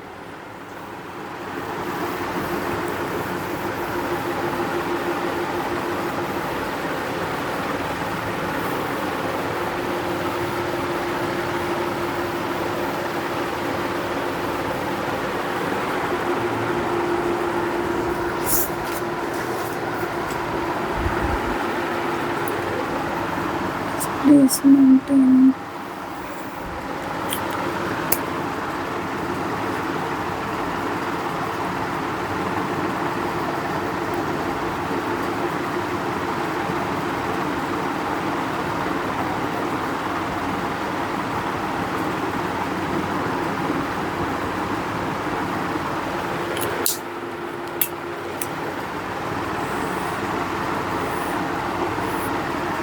तो ये आ गया हमारे पास next topic, electron displacement in a covalent bond, ठीक है। तो इस क्लास में हम देखेंगे हम electron displacement in a covalent bond कि इलेक्ट्रॉन कैसे डिस्प्लेस करते हैं। तो उसको एक्सप्लेन करने के लिए सबसे पहला जो इफेक्ट आता है वो आपका आता है इंडक्टिव इफेक्ट, ठीक है।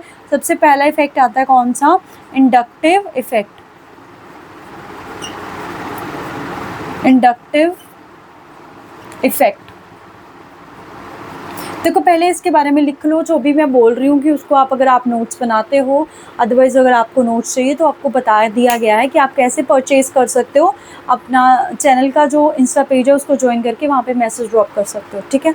ज्वाइन करना है नहीं करना वो आपकी इच्छा, मतलब वहाँ पे मैसेज ड्रॉप कर सकते हो।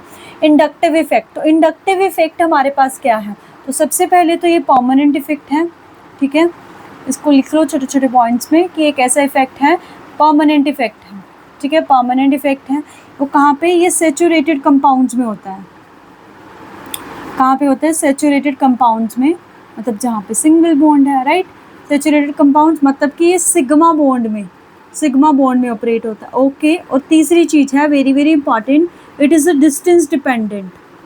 ये क्या होता है, डिस्टेंस डिपेंडेंट होता है हमारे पास, डिस्टेंस डिपेंडेंट होता है हमारे पास, ठीक है। क्या है, एक तो परमानेंट है, मतलब ये हमेशा होगा।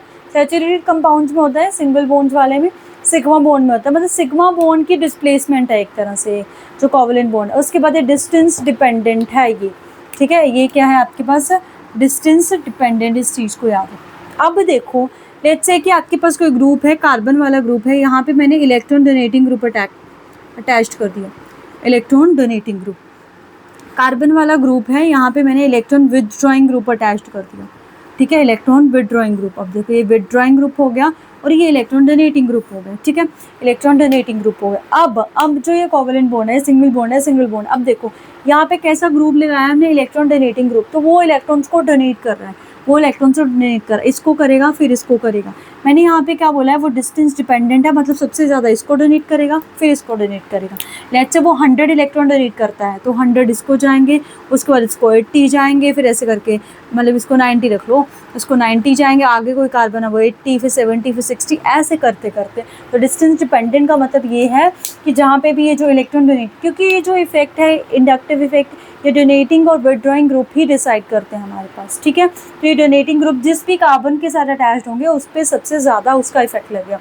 अब इसका मतलब क्या है, देखो अब अगर ये इलेक्ट्रॉन डोनेटिंग ग्रुप है, ठीक है, हमारे पास ये कैसे ग्रुप है, इलेक्ट्रॉन डोनेटिंग ग्रुप है, तो इसके ऊपर क्योंकि ये डोनेट कर रहे हैं तो जो भी डोनेट करता है उनके ऊपर कैसा चार्ज आता है, उनके ऊपर आएगा पॉजिटिव चार्ज। मैंने पार्शियली पॉजिटिव लगाया क्योंकि ये ना आपके पास ऐसे है, आपके पास ये ए है, यहाँ पे मैंने इलेक्ट्रॉन डोनेटिंग ग्रुप लगा दिया, ठीक है, इलेक्ट्रॉन डोनेटिंग ग्रुप लगा दिया। तो ये जो इसके बॉन्ड है वो इसकी तरफ को थोड़े से शिफ्ट हो चुके होंगे, इसकी तरफ को थोड़े से शिफ्ट हो चुके होंगे। ऐसा नहीं है कि उसने पूरे के पूरे इलेक्ट्रॉन डोनेट कर दिए, जस्ट उसकी तरफ शिफ्ट हुए होंगे क्योंकि वो डोनेट कर रहे हैं, तो उसकी तरफ शिफ्ट हुए होंगे तो हम पार्शियल पॉजिटिव चार्ज लगाते हैं क्योंकि इसने गेन कर लिए होंगे। अगर वो डोनेट कर रहे हैं तो दूसरे सामने वाला जो है वो गेन कर रहा होगा, तो इसके ऊपर पार्शियली पॉजिटिव चार्ज आएगा और इसके ऊपर पार्शियली नेगेटिव। अब इसके ऊपर डबल पार्शियली नेगेटिव, इसका मतलब है कि इस पे ज़्यादा नेगेटिव है, इस पे कम नेगेटिव है, फिर कम नेगेटिव, ऐसे करते करते हमारे पास ऐसे आता है, ठीक है। तो ऐसे ग्रुप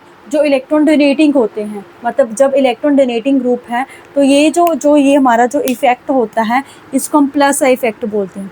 इसको हम क्या बोलते हैं, इंडक्टिव इफेक्ट जो होता है, ये इसका फर्स्ट पार्ट है। टाइप्स हैं कौन सा आ गया हमारे पास, first plus I effect show करते हैं। Inductive effect is just a displacement of a sigma electron in a covalent bond, कि जो सिग्मा इलेक्ट्रॉन है वो डिस्प्लेस हो रही है, या तो वो दूसरी तरफ होंगे। अब विड्रॉ है, जैसे इसमें विड्रॉ है तो वो विड्रॉ कर रहा है अपनी तरफ, ठीक है। तो अगर ये विड्रॉ कर रहा है तो मतलब गेन कर रहा है, विच मीन इसके ऊपर कौन सा चार्ज होगा, नेगेटिव, और इसके ऊपर पॉजिटिव, इसके ऊपर डबल पार्शियली पॉजिटिव, ऐसे। तो ये कौन सा इफेक्ट शो करते हैं, ये हमारा माइनस आई इफेक्ट शो करते हैं, राइट। अब आपको आई थिंक सो ये समझ में आया होगा इंडक्टिव इफेक्ट होता है। अब आपको क्या करना है, आपको ग्रुप याद करने हैं कि कौन कौन से जो ग्रुप हैं वो इंडक्टिव इफेक्ट शो करते हैं या फिर माइनस आई इफेक्ट शो करते हैं या फिर प्लस आई। इंडक्टिव वाले में कोई भी मुश्किल नहीं है। तो इलेक्ट्रॉन डोनेटिंग ग्रुप की अगर हम बात करें तो इसमें एग्जांपल जनरली हमारी होती है कार्बन चेन, जैसे ये CH3 हो गया, उसके बाद CH3 CH2 हो जाएगा, मतलब कार्बन चेन है जनरली हमारी, सिंपल सैचुरेटेड कार्बन चेन है, वो हमारा प्लस आई इफेक्ट शो करता है, या CH3 ग्रुप है वो हमारा प्लस आई इफेक्ट शो करता है। अब बारी आती है इलेक्ट्रॉन विड्रॉइंग, तो विड्रॉ कौन करता है, जिनकी इलेक्ट्रोनेगेटिविटी ज़्यादा, तो हमारे कौन कौन से, फ्लोरीन है, क्लोरीन है, ब्रोमीन है, आयोडीन है, उसके बाद N वाले कोई भी ग्रुप हो, OH वाले कोई भी ग्रुप हो, क्योंकि ये इलेक्ट्रोनेगेटिव एलिमेंट है तो विड्रॉ करेंगे। उसके बाद अगर मैं बात करूँ कि जब हमारा जो कार्बन है वो हमारा ऑक्सीजन जो है वो अनसैचुरेशन में होगा, COH हो सकता है, C double bond H CHO group हो सकता है, C डबल बॉन्ड OR, ऐसे करके जितने भी हमने फंक्शन ग्रुप पढ़े हैं अनसैचुरेशन वाले वो माइनस आई इफेक्ट के अंदर आते हैं। नाइट्रो ग्रुप है, ये हमारे माइनस आई इफेक्ट शो करते हैं, ठीक है। और ये हमारे पास प्लस आई, मेनली हमारी जो कार्बन चेन है वो हमारा प्लस आई इफेक्ट शो करता है, ठीक है। तो ये इसके बारे में इसकी डेफिनेशन थी। अब इसको हम पढ़ क्यों रहे हैं, क्योंकि ये हमारे बहुत सारे कॉन्सेप्ट हैं जो ये है उसको एक्सप्लेन करते हैं, ठीक है। अभी हम थोड़ी देर पहले पढ़ के आए हैं कार्बोकटायन पढ़ के आए हैं, तो उसमें मैंने स्टेबिलिटी ऑर्डर के बारे में आपको बताया था। बताया था स्टेबिलिटी ऑर्डर के बारे में, क्या बोला था मैंने, 3 डिग्री को सबसे ज़्यादा, उसके बाद 2 डिग्री को, फिर मैंने 1 डिग्री को बोला था कार्बोकटायन के केस में। बट मैंने कार्बन आयन के केस में क्या बोला था, 1 डिग्री, 2 डिग्री, 3 डिग्री। अब उसको एक्सप्लेन यही करता है इंडक्टिव इफेक्ट। देखो कैसे, मतलब इसका एप्लीकेशन पार्ट है ये, ठीक है। एप्लीकेशन पार्ट में क्या आ गया हमारे पास, स्टेबिलिटी ऑफ इंटरमीडिएट, क्या आ गया हमारे पास, स्टेबिलिटी ऑफ इंटरमीडिएट्स। तो देखो कैसे स्टेबिलिटी ऑफ इंटरमीडिएट में हम कैसे करेंगे, तो इसमें यही 3 डिग्री वाला ड्रॉ करती हूँ मैं। देखो इसके ऊपर पॉजिटिव चार्ज,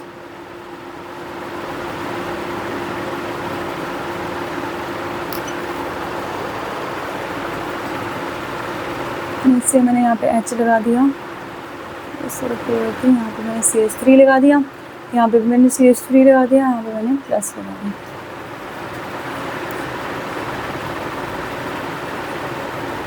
यहाँ पे H, यहाँ पे H, यहाँ पे मैंने पॉजिटिव चार्ज लगा दिया। अब ये कौन सा है, 3 डिग्री, और ये कौन सा है, 2 डिग्री, और ये कौन सा है, 1 डिग्री। अब हमने कैसे डिसाइड करा हुआ है कि कौन सा इंटरमीडिएट स्टेबल है, 3 डिग्री वाले को हम स्टेबल बोल रहे हैं।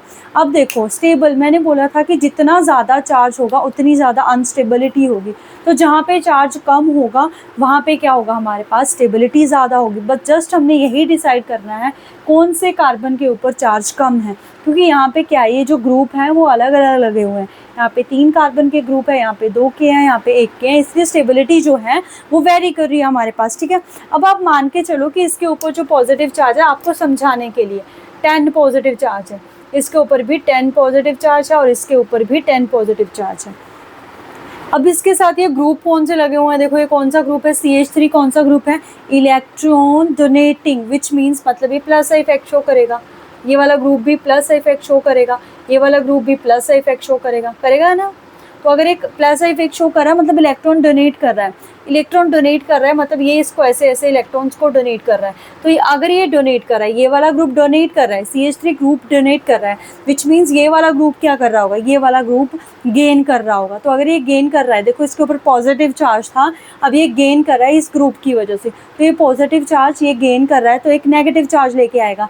तो एक नेगेटिव यहाँ से आया, एक नेगेटिव यहाँ से आएगा, एक नेगेटिव यहाँ से आएगा, तो ओवरऑल चार्ज कितना बचेगा, +7। पॉजिटिव चार्ज है बट बचा कितना है, +7, due to the plus I effect of these 3 group, जो कि प्लस आई इफेक्ट शो करते हैं। अब ये मत सोचना है यहाँ पे +10 ही चार्ज होता है, मैं जस्ट आपको समझाने के लिए बता रही हूँ, राइट। यहाँ पे भी +10 है, बट यहाँ पे जो ग्रुप है वो कितने लगे हुए हैं, 2 लगे हुए हैं, तो कितना बचेगा, +8। यहाँ पे तो एक ही, क्योंकि H जो है ना तो प्लस आई इफेक्ट शो करता है ना ही माइनस आई इफेक्ट शो करता है, तो यहाँ पे तो एक ही ग्रुप लगा हुआ है CH3, तो यहाँ पे चार्ज कितना होगा, +9। तो यहाँ पे सबसे ज़्यादा चार्ज है और यहाँ पे सबसे कम चार्ज है। तो मैंने बोला था जहाँ पे चार्ज कम होगा वहाँ पे स्टेबिलिटी क्या होगी, ज़्यादा। तो इसीलिए हमारा 3 डिग्री वाला सब ज़्यादा स्टेबल, 2 डिग्री वाला कम, उसके बाद 1 डिग्री वाला कार्बोकटायन ज़्यादा स्टेबल होता है। वेरी वेरी इंपॉर्टेंट चीज़ है ये, ठीक है। ये पेपर में ऐसा कुछ नहीं देखने को मिलेगा, हो सकता है स्टेबिलिटी के ऊपर आपको क्वेश्चन देखने को मिल जाए, बट ये चीज़ें आपके रिएक्शंस पार्ट में यूज़ होंगी। अगर आपने सुना होगा SN1 SN2 रिएक्शंस, वहाँ ये सारी चीज़ें यूज़ होती हैं आपके पास, ठीक है। तो स्टेबिलिटी ऑफ इंटरमीडिएट ये फर्स्ट एप्लीकेशन है। अब देखो इसकी एक सेकेंड एप्लीकेशन भी है।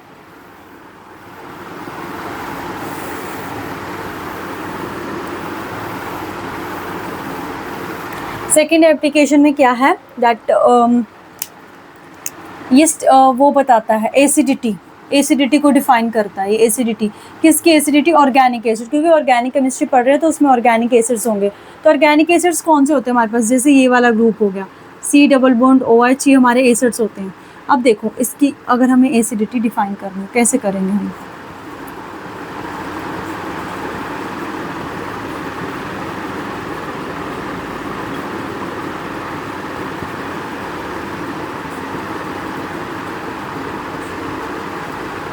यहाँ पे कार्बन मतलब CH3 ग्रुप है, ये समझ लेना आप खुद से, ठीक है। यहाँ पे 2 कार्बन और यहाँ पे 1 हाइड्रोजन, यहाँ पे 2 हाइड्रोजन, ऐसे है। अब आपको बताना है, ये मैं बोल रही हूँ कि जो ये वाला इंडक्टिव इफेक्ट है वो एसिडिटी को डिफाइन करने में भी हेल्प करता है।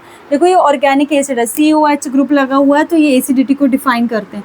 तो एसिड कौन होंगे? जो H पॉजिटिव डोनेट करेंगे।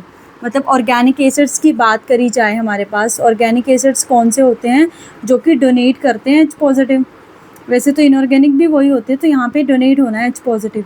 मतलब how easily H positive donate, उतना ही स्ट्रॉन्ग होगा वो, इतना इजी ये इलेक्ट्रो पॉजिटिव मतलब कि हमारे पास क्या करेगा, इलेक्ट्रॉन। अब ये ऑक्सीजन है, ये इसको इलेक्ट्रॉन क्यों जाने देगा? ये जो है मतलब कि इसका मतलब ऐसे नहीं, सॉरी, ये बॉन्ड ऐसे आएगा तभी एज H पॉजिटिव निकलेगा। क्यों? क्योंकि ये देखो, ये जो बॉन्ड है ये 2 इलेक्ट्रॉन्स का बॉन्ड है, इसने इलेक्ट्रॉन्स को डोनेट गेन कर लिया है, तो इसके इलेक्ट्रॉन लूज हो चुके हैं, तो इसके ऊपर H पॉजिटिव आएगा। विच मीन्स ये अपने इलेक्ट्रॉन छोड़ के जाए, इसका मतलब ऑक्सीजन अपनी तरफ इलेक्ट्रॉन अट्रैक्ट करे। तो ऑक्सीजन अपनी तरफ इलेक्ट्रॉन अट्रैक्ट कब करेगा? जब पीछे से कोई खींचने वाला लगा हो। देखो जब हमारे पास किसी चीज़ की कमी आती है तभी हम किसी से लेने की ट्राई करते हैं या उसको अर्न करते हैं, ऐसे ही होता है ना। सेम यहाँ पे भी यही है कि हमारे पास जो ऑक्सीजन है, जब उसके ऊपर कुछ ऐसा होगा, उसके ऊपर ऐसी कोई चीज़ लगेगी जो इलेक्ट्रॉन्स को ले रही है अपनी तरफ, तो वो क्या कर लेगा? तो वो हाइड्रोजन से इलेक्ट्रॉन ले लेगा और H पॉजिटिव इजीली निकल जाएगा। बट यहाँ ध्यान से देखो मैंने कौन से ग्रुप लगाए हुए हैं, CH3 CH3 CH3, जो कि कैसे इफेक्ट शो करते हैं, प्लस आई। तो ये तो इलेक्ट्रॉन्स को दे रहे हैं इस तरफ, क्योंकि ये तो इलेक्ट्रॉन डोनेट करते हैं, तो ये तो इसके ऊपर और ज़्यादा इलेक्ट्रॉन डेंसिटी इंक्रीज कर रहे हैं। तो अगर ये और ज़्यादा कर रहे हैं तो ये क्या लेगा? देखो लेगा तो हर केस में, ऐसा नहीं है कि ये लेगा नहीं, क्योंकि ये एसिड है हमारे पास। बट क्या होगा कि इसका जो एक्सटेंट है इलेक्ट्रॉन्स को लेने का वो कम हो जाएगा, क्योंकि इसको लग रहा है कि मेरे पास तो पहले से ही इतने ज़्यादा इलेक्ट्रॉन, तो मैं क्यों लूँ? ठीक है, तो यहाँ पे तो बहुत ज़्यादा इलेक्ट्रॉन है, तो वो नहीं लेगा, क्योंकि इन ग्रुप की वजह से यहाँ पे इलेक्ट्रॉन डेंसिटी बढ़ रही है। यहाँ पे कितने ग्रुप है अगर हम देखें, यहाँ पे 2 है, तो यहाँ पे थोड़ी कम होगी इसके कंपैरिजन में। अगर यहाँ पे देखो, यहाँ पे एक ही ग्रुप है, तो यहाँ पे जो इलेक्ट्रॉन डेंसिटी है ऑक्सीजन पे वो सबसे कम होगी तो सभी में ही, बट यहाँ पे सबसे कम होगी। तो अगर सबसे कम होगी तो इसका H इजीली जाएगा, इसका H पॉजिटिव जो है वो इजीली डोनेट होगा। तो हमने यहाँ से देखा कि जितने ज़्यादा प्लस आई इफेक्ट वाले ग्रुप होंगे एसिडिटी उतनी कम होगी। तो यानी कि जो एसिडिटी है वो इन्वर्सली प्रोपोर्शनल है किसके? प्लस आई इफेक्ट के। ये बताना था मेरे को, यहाँ पे जो एसिडिटी है वो इन्वर्सली प्रोपोर्शनल प्लस आई के। अब इसी का उल्टा अगर मैं माइनस आई इफेक्ट लगा देती, मतलब यहाँ पे माइनस वाले ग्रुप लगा देती, लेट्स से मैंने लगा दी यहाँ पे फ्लोरीन या क्लोरीन लगा दिए। कौन कौन से ग्रुप लगा दिए मैंने? क्लोरीन, 1 क्लोरीन, 2 क्लोरीन, 3 क्लोरीन, ऐसे लगा दिए मैंने। ठीक है, क्या लगा दिए मैंने? क्लोरीन लगा दिए। तो यहाँ पे अब ये जो ग्रुप है इलेक्ट्रॉन्स को अपनी तरफ ले रहे हैं, तो ये जो ऑक्सीजन है वो झट से इलेक्ट्रॉन्स को अपनी तरफ लेगा और H ऐसे निकल जाएगा। बट यहाँ पे तो 2 ही है, तो यहाँ कम, मतलब ये इतने ज़्यादा पुल नहीं करे होंगे। यहाँ पे 1 ही क्लोरीन होगा तो वो कम पुल कर रहा होगा। तो यानी कि जो माइनस आई इफेक्ट है, तो जितने ज़्यादा माइनस आई इफेक्ट वाले ग्रुप लगे होंगे एसिडिटी उतनी बढ़ जाएगी। तो ये डायरेक्टली प्रोपोर्शनल हो जाएगी माइनस आई इफेक्ट की। तो ये बताना चाह रही थी मैं यहाँ पे कि जो एसिडिटी है वो डायरेक्टली प्रोपोर्शनल होगी। अगर कहीं पे ऑर्गेनिक एसिड्स हैं उनके साथ ऐसे ग्रुप है जो माइनस आई इफेक्ट शो करते हैं, जो कि हमने देखे थे क्लोरो, फ्लोरो, ब्रोमो, आइडो, ये सारे ग्रुप हैं, तो उसकी एसिडिटी इंक्रीज़ कर जाएगी। अगर प्लस आई वाले लाइक ये CH3 वगैरह, तो जो हमारे पास एसिडिटी है वो डिक्रीज़ कर जाएगी। ठीक है, अब देखो एक और चीज़ बताऊँ अगर मैं आपको, कि लेट्स से आपके पास ऐसे हैं 1 2 3 ऐसे, यहाँ पे COH है तो ये एसिड्स ही है, यहाँ पे Cl लगा हुआ, एक ग्रुप ये है, बाकी HH है। ठीक है, उसको खुद से आप डिसाइड कर सकते हो। यहाँ पे Cl है और यहाँ पे Cl है, तो उन्होंने बोला कि इसका एसिडिटी ऑर्डर लिखो। ठीक है, ये नंबर 1 स्ट्रक्चर है, ये नंबर 2 स्ट्रक्चर है और ये हमारे पास नंबर 3 स्ट्रक्चर है। तो इसका आपको एसिडिटी ऑर्डर लिखना है। तो सभी में सब कुछ सेम है, सिर्फ एक Cl ग्रुप है, ये जो Cl ग्रुप है वो भी सेम है हमारे पास। पहले तो था कि प्लस आई और माइनस आई डिसाइड करके हम कर लेते थे, बट यहाँ पे क्या है, Cl है वो तो माइनस करता है, तो एसिडिटी तो तीनों की इंक्रीज़ होगी। बट यहाँ पे देखो Cl फर्स्ट कार्बन पे है, यहाँ पे सेकेंड कार्बन पे, यहाँ पे थर्ड कार्बन पे है। तो मैंने बोला था स्टार्टिंग में इंडक्टिव इफेक्ट क्या होता है, डिस्टेंस डिपेंडेंट। तो यानी कि यहाँ पे तो कार्बन जो इस ग्रुप से है वो सबसे दूर है, तो सबसे दूर है तो इसका इफेक्ट कम लग रहा होगा, इसका थोड़ा सा ज़्यादा और इसका सबसे ज़्यादा, विच मीन सबसे ज़्यादा एसिडिक कौन होगा, first then second then third, ऐसे डिसाइड होगी आपकी एसिडिटी। ठीक है, ऐसे ही इसका पार्ट है आपके पास। सेकेंड पार्ट जो है वो बेसिसिटी का है। जब हम पढ़ेंगे ना अपना कार्बोक्सिलिक एसिड ग्रुप, वहाँ पे आता है एसिडिटी ऑर्डर लगाने के लिए, ठीक है। अमाइंस ग्रुप पढ़ेंगे वो बेसिसिटी ऑर्डर लगाने के लिए, ठीक है। बेसिसिटी, तो अमाइंस क्या होते हैं, ये आर, यहाँ पे NH2। तो ऑर्गेनिक बेस क्या होते हैं, जो डोनेट करते हैं pair of electrons, donate pair of electrons. देखो कोई मुश्किल नहीं, बस आपको पता होना चाहिए एक्चुअल में एसिड कौन से होते हैं, बेस कौन से होते हैं, उसके बाद आपको पता है। अब देखो इसने डोनेट करना है, जितना इजीली डोनेट करेगा उतना ज़्यादा बेसिक होगा। अब कोई डोनेट जो है वो कौन करता है, जैसे अगर रिच जो पीपल्स हैं वो डोनेशन करते हैं क्योंकि उनके पास है पहले से, तो वो डोनेट कर सकते हैं, या उनके पास ज़्यादा है इसलिए वो डोनेट कर सकते हैं। तो यहाँ पे भी सेम वही केस लगेगा कि जहाँ पे इलेक्ट्रॉन डेंसिटी मैक्सिमम होगी वो इलेक्ट्रॉन्स को डोनेट करेगा, जहाँ पे इलेक्ट्रॉन डेंसिटी मिनिमम होगी वो नहीं करेगा। मतलब करेंगे तो है बट उतना ज़्यादा स्पीड से नहीं कर पाएंगे। तो यहाँ पे हमने ये देखा कि जो बेसिसिटी है वो डायरेक्टली प्रोपोर्शनल होगी प्लस आई इफेक्ट के, क्योंकि जो प्लस आई इफेक्ट है वो इलेक्ट्रॉन्स को देते हैं, और माइनस आई के क्या हो जाएगा, इन्वर्सली प्रोपोर्शनल। सेम वैसे एग्जाम्पल्स लेके हम कर सकते हैं, बट आपने एसिडिटी को अच्छे से समझ लिया, बेसिसिटी बिल्कुल उसका उल्टा हो जाएगा, ठीक है। तो ये इंडक्टिव इफेक्ट की आपके पास एप्लीकेशन आती थी, ठीक है। अब हम चलते हैं अपने सेकेंड इफेक्ट के ऊपर, जो कि आपका इलेक्ट्रोमैग्नेटिक इफेक्ट। स्टेबिलिटी वाला है ना, इसको बहुत अच्छे से करना है। अब आप कार्बन आयन जो है ना, कार्बन आयन, उसकी स्टेबिलिटी को खुद से मतलब कि समझने की ट्राई करोगे। उसका ऑर्डर आपको बता दिया गया है, 1 डिग्री, 2 डिग्री, 3 डिग्री, ठीक है। जैसे वहाँ पे 10 पॉजिटिव चार्ज मैंने कंसीडर करा था, यहाँ पे आप 10 नेगेटिव चार्ज कंसीडर करके देख सकते हो कि किस पे सबसे ज़्यादा चार्ज आएगा। तो जहाँ पे सबसे ज़्यादा चार्ज होगा वो लीस्ट स्टेबल होगा, जहाँ सबसे कम होगा वो सबसे ज़्यादा स्टेबल हो जाएगा, ठीक है। अब हमारा सेकेंड इफेक्ट आ रहा है, कौन सा, इलेक्ट्रोमैग्नेटिक इफेक्ट। इलेक्ट्रोमैग्नेटिक इफेक्ट, देखो जो इलेक्ट्रोमैग्नेटिक इफेक्ट है, लगता तो ये भी अगर मैं बात करूँ, ये एक तरह से टेम्पररी इफेक्ट है। ये क्या है, टेम्पररी इफेक्ट है, लगेगा कभी नहीं लगेगा। इसमें जो है रिएजेंट प्रेजेंस जो है वो मस्ट है, रिएजेंट प्रेजेंस जो है वो क्या है, मस्ट है, मतलब होनी चाहिए। और ये पाई बॉन्ड वाले सिस्टम में लगता है, पाई बॉन्ड वाले सिस्टम में, जैसे वो सिग्मा में था ना, ये पाई में। देखो जैसे हमारे पास जैसे ये है, अच्छा यहाँ पे मैंने H पॉजिटिव ले लिया। अगर ये H पॉजिटिव होगा तभी ये इफेक्ट आएगा, अदरवाइज ये इफेक्ट नहीं आएगा। तो H पॉजिटिव है, इसको इलेक्ट्रॉन्स की रिक्वायरमेंट है, तो ये जो एल्कीन होती है वो इलेक्ट्रॉन रिच होती है, तो ये अपना बॉन्ड इसको डोनेट कर देगी। देखो अब होगा क्या, देखो समझते हैं हम। ये हाइड्रोजन ऐसे ही, यहाँ सिंगल तो बचा हुआ है, ये हाइड्रोजन एज इट इज़। अब इसने H पॉजिटिव को इलेक्ट्रॉन्स दे दिए हैं, H ने गेन कर लिए, तो नेगेटिव आया, नेगेटिव पॉजिटिव न्यूट्रलाइज, मतलब इसके साथ बॉन्ड बना लिया इसने। अब देखो जो ये कार्बन है, ये जो डबल बॉन्ड था वो इन दोनों कार्बन्स के बीच था, तो इस कार्बन का तो बॉन्ड इसने फुलफिल कर दिया है, बट इस कार्बन का बॉन्ड बचा हुआ है, तो इसके ऊपर क्या आ जाएगा, पॉजिटिव चार्ज। इसके ऊपर क्या आ जाएगा, पॉजिटिव चार्ज, क्योंकि इसने इलेक्ट्रॉन्स को डोनेट करा है, इसने अपने सिस्टम में से इलेक्ट्रॉन्स को क्या करा है, डोनेट कर रहा है। तो ये जो इफेक्ट होता है, ये होता है हमारा प्लस ई इफेक्ट, मतलब इलेक्ट्रोमैग्नेटिक। जैसे प्लस आई इफेक्ट था ना, जैसे हमारा प्लस आई इफेक्ट था, वैसे ये प्लस ई इफेक्ट है आपके पास, ठीक है, प्लस ई इफेक्ट। अब देखो माइनस वाले में हम कैसे कर सकते हैं, हम लेट्स से ये सिस्टम है मेरे पास, CH3 C double bond O, यहाँ पे H, मैंने इसमें CN नेगेटिव को करवाया ऐड, CN नेगेटिव को ऐड करवाया। तो ये जो नेगेटिव है, ये देखो ये नेगेटिव है, ये इस तरफ आएगा। अब आएगा क्यों, देखो ये नेगेटिव है, ये न्यूक्लियोफाइल है। देखो ये छोटी छोटी चीज़ें, इसको यहीं पे याद करना सीखो। ये न्यूक्लियोफाइल है, तो न्यूक्लियोफाइल को क्या चाहिए, उसको तो इलेक्ट्रोफाइल चाहिए, इलेक्ट्रोफिलिक सेंटर चाहिए। तो ये कार्बोनिल ग्रुप है, तो इस पर होता है इलेक्ट्रोफाइलिक ग्रुप, तो इससे ये बॉन्ड यहाँ शिफ्ट हो जाएगा। देखो क्या बना होगा, ये CH3 ऐसे ही, ये वाला CH3 ऐसे ही, ये C ऐसे ही, ये H ऐसे ही। अब इसके साथ किसने बॉन्ड बना लिया है, CN ने बॉन्ड बना लिया है, ये बॉन्ड हमने सिंगल कर दिया, यहाँ पे नेगेटिव चार्ज आ चुका है क्योंकि वो बॉन्ड ऑक्सीजन एटम के ऊपर जा चुका है। और इस कार्बन के 4 बॉन्ड है, कोई चार्ज नहीं आएगा। अब CN के ऊपर नेगेटिव चार्ज था, उसने इलेक्ट्रॉन डोनेट कर दिए हैं, नेगेटिव पॉजिटिव हो गया न्यूट्रलाइज। अब ये जो रिएजेंट था इसने इलेक्ट्रॉन्स को गेन करा है, इस रिएजेंट्स ने इलेक्ट्रॉन्स को गेन करा है, तो ये कौन सा इफेक्ट शो करेगा? -E effect. ठीक है, ये कौन सा इफेक्ट शो करेगा?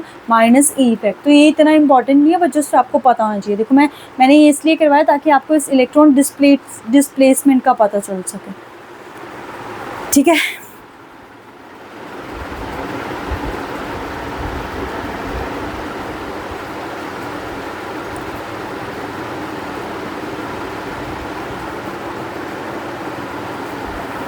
सो हम कर रहे थे अपने इलेक्ट्रॉन डिस्प्लेसमेंट। ठीक है, तो हमने सेकेंड इफेक्ट कर लिया था। अब हम चलते हैं अपने थर्ड इफेक्ट पे, जो कि है वेरी वेरी इंपॉर्टेंट और समझने में होता है थोड़ा सा मुश्किल। देखो थर्ड कौन सा है हमारे पास? रेजोनेंस। इम्पॉर्टेंट है ये भी। कौन सा है? रेजोनेंस।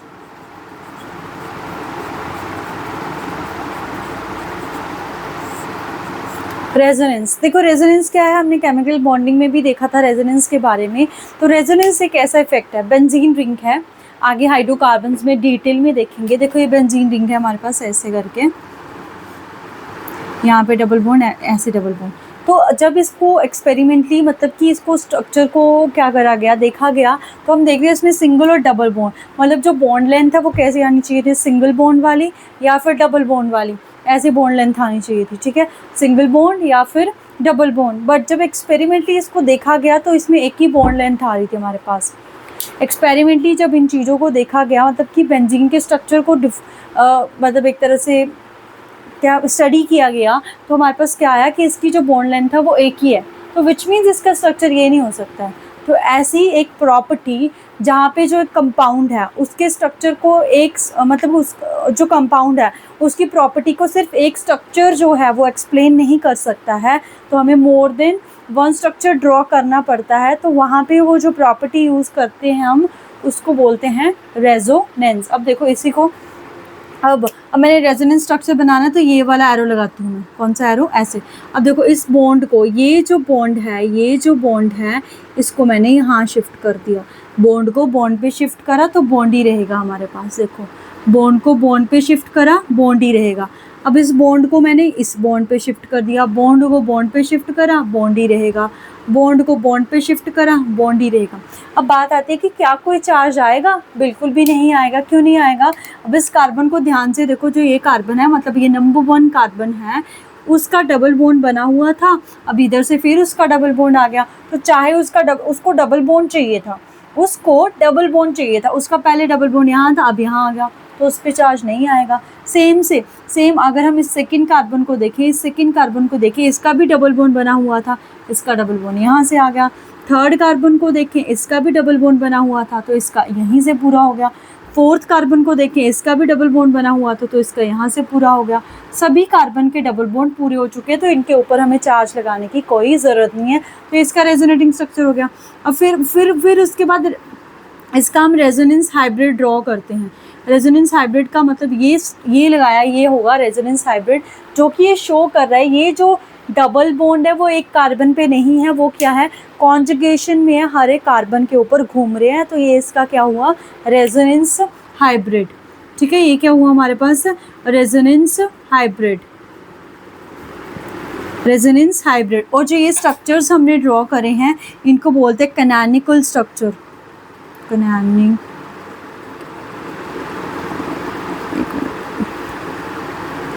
कैनोनिकल स्ट्रक्चर या इनको कंट्रीब्यूशन स्ट्रक्चर्स भी बोल देते हैं, कंट्रीब्यूशन स्ट्रक्चर या फिर रेजोनेटिंग स्ट्रक्चर भी बोल देते हैं इनको, रेजोनेटिंग स्ट्रक्चर भी बोल देते हैं। तो जितने ज़्यादा रेजोनेटिंग स्ट्रक्चर होते हैं किसी भी कंपाउंड में, उसकी स्टेबिलिटी उतनी ज़्यादा होती है आपके पास। ठीक है, इसमें स्टेबिलिटी उतनी ज़्यादा होती है। तो रेजोनेंस क्या हुआ? Resonance is that phenomenon in which the हम बोल सकते हैं कि जो properties of one compound cannot be explained with the one diagram, कि एक डायग्राम एक स्ट्रक्चर से हम डिफाइन नहीं करते हैं तो more than one structure draw करते हैं, तो ऐसे फिनोमेनन को हम रेजोनेंस बोलते हैं। और इन सभी का, जैसे ये रेजोनेंस ड्रॉ हो रही है, उसका एक हमने कंप्लीट स्ट्रक्चर ड्रॉ करा जो कि सभी में जो भी प्रॉपर्टी उसको शो करा है उसको बोला जाता है रेजोनेंस हाइब्रिड। और जितने ज़्यादा कैनोनिकल कंट्रीब्यूशन या फिर रेजोनेटिंग स्ट्रक्चर होंगे उतनी ज़्यादा स्टेबिलिटी हमारे पास होगी, उतनी ज़्यादा क्या होगी, स्टेबिलिटी हमारे पास होगी। ठीक है, अब देखो हमारे पास कि हम कैसे डिसाइड करेंगे। लाइक आपके पास 2-3 उन्होंने रेजोनेटिंग स्ट्रक्चर दे दिए, तो आप कैसे डिसाइड करोगे कौन सा रेजोनेटिंग स्ट्रक्चर जो है वो सबसे ज़्यादा स्टेबल है। देखो ये मैंने ऐसे लिया CH3 C double bond OH। अब मेरे को इसको रेजोनेटिंग स्ट्रक्चर ड्रॉ करने हैं, लेट्स से इसके रेजोनेटिंग स्ट्रक्चर ड्रॉ करने हैं, तो मैं इसके रेजोनेटिंग स्ट्रक्चर देखो कैसे ड्रॉ कर सकती हूँ। लेट्स से मैंने यहाँ पे OH लगा दी, मैंने क्या लगा दी यहाँ पे OH, तो इसके ऊपर है लोन पेयर, इसके ऊपर क्या है लोन पेयर, तो मैंने क्या करा, इस लोन पेयर को यहाँ भेज दिया। अब देखो पहले भेज देते हैं CH3 ऐसे ही, ये C इसको डबल बॉन्ड मैंने ऐसे ही रखा हुआ है, इस लोन पेयर को मैंने यहाँ भेज दिया, तो लोन पेयर बॉन्ड के ऊपर गया तो बॉन्ड ही बनेगा OH। अब ऑक्सीजन डोनेट करें तो इसके ऊपर पॉजिटिव चार्ज आएगा, ऐसा होगा। ओके, अब इस कार्बन के कितने बॉन्ड हो चुके हैं, 5 बॉन्ड हो चुके हैं, तो कोई वो जाने वाला तो ग्रुप नहीं है, तो यानी कि इस बॉन्ड को यहाँ से शिफ्ट होना पड़ेगा, तो इस बॉन्ड को यहाँ से शिफ्ट होना पड़ेगा, तो ये बॉन्ड एटम के ऊपर गया तो इसके ऊपर आएगा नेगेटिव चार्ज, या तो ऐसे हो सकता है। तो मैंने स्ट्रक्चर ना लिखा था ताकि आपको एक्सप्लेन कर पाऊँ मैं चीज़ें। ओके, इससे बेटर है, ये तो आपको बनाना आ गया कि स्ट्रक्चर हम कैसे बना सकते हैं, क्योंकि आपको बताना है, मैंने चीज़ें समझानी है, तो उसके लिए ना ये वाला स्ट्रक्चर लेते हैं। CH2 double bond CH C double bond OH। ठीक है, अब इसका रेजोनेटिंग स्ट्रक्चर देखो कैसे कैसे बन सकता है। मैंने क्या करा, इस डबल बॉन्ड को यहाँ शिफ्ट कर दिया, इस डबल बॉन्ड को यहाँ शिफ्ट कर दिया। अब देखो ये CH2 एज इट इज़ रहेगा, यहाँ सिंगल बन चुका है, बॉन्ड के ऊपर गया तो डबल बॉन्ड बन जाएगा, यहाँ पे C, इसका H ऐसे ही, डबल बॉन्ड O ऐसे ही। अब इस वाले कार्बन के 5 बॉन्ड हो चुके हैं, तो इसको शिफ्ट होना पड़ेगा, और बॉन्ड एटम के ऊपर गया तो क्या आएगा, नेगेटिव चार्ज आएगा। या तो ऐसे स्ट्रक्चर बन सकता है, ये बन गया इसका फर्स्ट रेजोनेटिंग स्ट्रक्चर। या फिर मैं कैसे बना सकती हूँ कि इस डबल बॉन्ड को, जैसे मैंने इसी का स्ट्रक्चर देखो ड्रॉ कर रही हूँ दोबारा से, ऐसे भी तो हो सकता है कि ये वाला डबल बॉन्ड यहाँ आए और ये वाला यहाँ जाए। तो देखो CH2 बीच में हो चुका है सिंगल बॉन्ड, CH यहाँ आ चुका है डबल बॉन्ड, यहाँ पे H ही है, यहाँ पे भी क्या हो चुका है, यहाँ सिंगल बॉन्ड हो चुका है, यहाँ पे क्या हो चुका है, सिंगल बॉन्ड हो चुका है। देखो ऐसे स्ट्रक्चर बने। अब ध्यान से देखना है, इस ऑक्सीजन का एक ही बॉन्ड है, ऑक्सीजन तो 2 बॉन्ड बनाता है, तो इसके ऊपर क्या आ जाएगा, पॉजिटिव चार्ज। यहाँ डबल बॉन्ड है, इसके कार्बन के पूरे बॉन्ड है, इसके भी 1 2 3 4 पूरे बॉन्ड है। अब ये CH2 है, एक 3 बॉन्ड है, क्योंकि ये वाला बॉन्ड इस एटम के ऊपर शिफ्ट हुआ था, तो ये वाला बॉन्ड एटम के ऊपर शिफ्ट हुआ था, ये नेगेटिव चार्ज आएगा। अभी आपके पास 3 रेजोनेटिंग स्ट्रक्चर बन गया, आपके पास 1 2 3। अब हमें स्टेबिलिटी डिसाइड करनी है कि कौन सा ज़्यादा स्टेबल होगा। सबसे पहली बात, जिसमें भी चार्ज आ गया, इसमें भी चार्ज है, इसमें भी चार्ज है, तो वो मतलब कि लेस स्टेबल होते हैं एज़ कम्पेयर टू अनचार्ज। ये न्यूट्रल कंपाउंड है, तो ये सबसे ज़्यादा स्टेबल है। ये क्या है हमारे पास, सबसे ज़्यादा स्टेबल, ये पहली कंडीशन। उसके बाद सेकंड कंडीशन है कि आप देखोगे किस स्ट्रक्चर में सबसे ज़्यादा कोवलेंट बॉन्ड है, किस स्ट्रक्चर में सबसे ज़्यादा कोवलेंट बॉन्ड है, और वो covalent bond with the octet completion होने चाहिए। कि लाइक इसमें कोवलेंट बॉन्ड बने हुए हैं, तो हर एक कार्बन का या जो भी एटम है उसका ऑक्टेट कंप्लीट होना चाहिए, तब हम बोलते हैं कि वो स्टेबल होगा। यहाँ दोनों पे चलते हैं, देखो इन दोनों में कोवलेंट बॉन्ड काउंट करें, इसमें कितने 1, मतलब क्योंकि ये एटम्स तो सेम ही है। रेजोनेंस जब हम ड्रॉ करते हैं ना, तो उसमें कंडीशन यही है कि हम एटम्स को चेंज नहीं कर सकते हैं, सिर्फ इलेक्ट्रॉन्स का डिस्प्लेसमेंट हो रहा है आपके पास। 2 hydrogen 1 hydrogen 1 hydrogen 1 hydrogen 1 hydrogen 2 hydrogen carbon oxygen, number of जो टोटल एटम्स थे उस स्ट्रक्चर में वो सेम रहेंगे, उसको हम चेंज नहीं कर सकते हैं, सिर्फ इलेक्ट्रॉन डिस्प्लेस कर रहे हैं। तो कोवलेंट बॉन्ड अगर काउंट करें 1 2 3 4 5, 1 2 3 4 5, तो कोवलेंट बॉन्ड तो सही है, सभी का ऑक्टेट कंप्लीट है। अगर हम देखें इसमें, इसका ऑक्टेट कंप्लीट है, इसका ऑक्टेट कंप्लीट है, इसका ऑक्टेट कंप्लीट है, इसका तो डबलेट कंप्लीट होता है, और इस ऑक्सीजन का ऑक्टेट कंप्लीट है। इसके पास 1 2 3 4, 2 तो लोन पेयर होते हैं, 5 6 7 8 इसका कंप्लीट। अब यहाँ पे देखो, यहाँ पे भी सेम वैसी जैसी चीज़ें हैं, बट ऑक्टेट कंप्लीट नहीं है। बट उससे सबसे ज़्यादा इंपॉर्टेंट ये है कि जो जब चार्ज सेपरेशन होती है, जो चार्ज है नेगेटिव चार्ज है वो होना चाहिए उसके ऊपर जिसकी इलेक्ट्रोनेगेटिविटी ज़्यादा है। तो दोनों स्ट्रक्चर में देखो, ये ऑक्सीजन है, इसकी इलेक्ट्रोनेगेटिविटी ज़्यादा है, तो इसके ऊपर नेगेटिव चार्ज है, तो विच मीन्स ये सबसे ज़्यादा स्टेबल है। ये फर्स्ट स्ट्रक्चर हो गया, ये सेकंड स्ट्रक्चर हो गया, ये थर्ड स्ट्रक्चर हो गया। तो सबसे ज़्यादा तो फर्स्ट हो गया, सेकंड और थर्ड में कौन सा हुआ? सेकंड, देन लास्ट में थर्ड स्ट्रक्चर। कैसे मैंने स्टेबिलिटी डिसाइड करी इसकी, कैसे डिसाइड करी स्टेबिलिटी? दैट कि हमारे पास पहले तो कोई चार्ज नहीं होना चाहिए, वो सबसे ज़्यादा स्टेबल।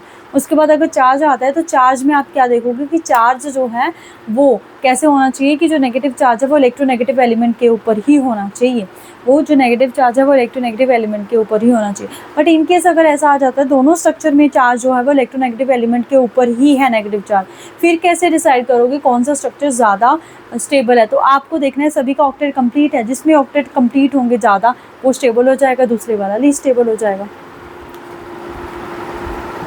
ठीक है, दूसरे वाला क्या हो जाएगा? लीस्ट स्टेबल हो जाएगा। तो ये हमारे पास क्या थी? Rules for drawing resonating structure, कि जब आप रेजोनेटिंग स्ट्रक्चर ड्रॉ करते हैं तो इन रूल्स को फॉलो करना पड़ता है।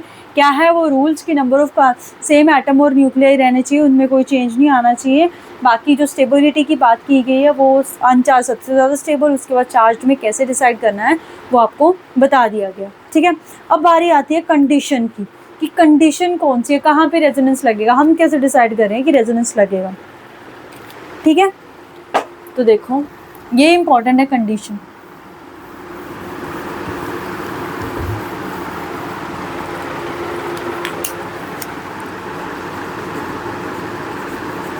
कंडीशंस फॉर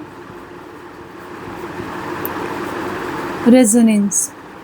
ठीक है, पहली बात तो जैसे इंडक्टिव इफेक्ट हमारे पास सैचुरेटेड कंपाउंड्स में लग रहा था, तो ये कहाँ लगेगा हमारे पास? मतलब कि अनसैचुरेटेड कंपाउंड में। कहाँ लगेगा?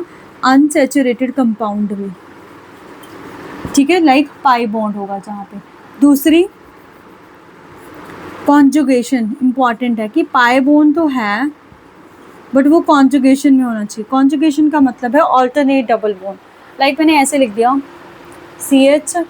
CH2 double bond CH single bond CH2, मैंने यहाँ लगा दिया डबल बॉन्ड, तो यहाँ पे भी डबल बॉन्ड है, यहाँ पे भी डबल बॉन्ड है, बट यहाँ रेजोनेंस नहीं शो होगी। ये ऑल्टरनेट हमारे पास पाई बॉन्ड नहीं है, मतलब यहाँ हमारे पास पाई सिग्मा पाई ऐसे, ताकि ये यहाँ जा सके, फिर ये यहाँ जा सके, ऐसे ही आगे जा सके। कॉन्जुगेशन मतलब की है डीलोकलाइजेशन ऑफ पाई इलेक्ट्रॉन्स। ठीक है, नेक्स्ट हाइड्रोकार्बन्स में डिटेल में देखेंगे, इसका मतलब है डीलोकलाइजेशन। तो यहाँ डीलोकलाइजेशन नहीं हो सकती है। तो रेजोनेंस के लिए कंडीशन क्या है? एक तो अनसैचुरेटेड पाई सिस्टम होना चाहिए, दूसरा क्या है हमारे पास? कॉन्जुगेशन होनी चाहिए, that is your delocalisation of a electron. तो ऐसा ज़रूरी नहीं है कि डीलोकलाइजेशन हमेशा अगर पाई हो तभी होगा। देखो अब डीलोकलाइजेशन के लिए फर्स्ट कंडीशन, फर्स्ट तो हमने यही ले ली कि पाई प्लस सिग्मा प्लस में पाई, कैसे? ऐसे double bond carbon single bond double bond ऐसे। अब मैं इनकी वैलेंसी नहीं पूरी कर रही हूँ, आपको बता रही हूँ रेजोनेंस कैसे होगा।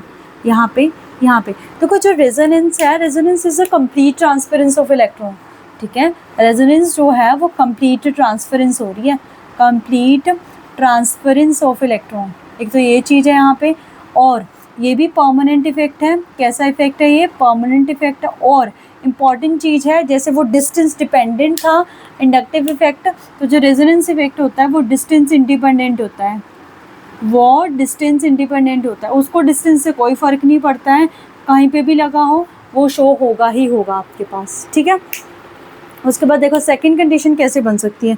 सेकंड है हमारे पास कि पाई हो, उसके बाद प्लस में सिग्मा हो, प्लस में हमारे पास लोन पेयर हो, तो भी तो डीलोकलाइजेशन हो सकती है। लोन पेयर या फिर नेगेटिव चार्ज, देखो कैसे डबल बॉन्ड यहाँ पे लेट्स से मैंने ऐसे OH लगा दिया, इसके ऊपर मैंने नेगेटिव लोन पेयर लगा दी। अब देखो ये लोन पेयर क्या कर सकती है? लोन पेयर यहाँ आ जाएंगे और यहाँ से यहाँ चला जाएगा, इसके ऊपर पॉजिटिव चार्ज आ जाएगा, यहाँ डबल बॉन्ड आ जाएगा और इसके ऊपर नेगेटिव चार्ज आ जाएगा, तो ये रेजोनेंस बन गई। तो मतलब क्या हुआ, pi bond sigma bond lone pair भी हो सकता है। थर्ड कंडीशन देखो, पाई बॉन्ड प्लस में सिग्मा बॉन्ड प्लस में पॉजिटिव चार्ज भी हो सकता है। देखो कैसे, C double bond CH2 positive, ऐसे ऐसे कर दिया मैंने। देखो अभी कैसे हो सकता है, अब जो ये पॉजिटिव बॉन्ड है अगर इसको कहीं से नेगेटिव मिल जाए तो ये ख़त्म हो जाएगा।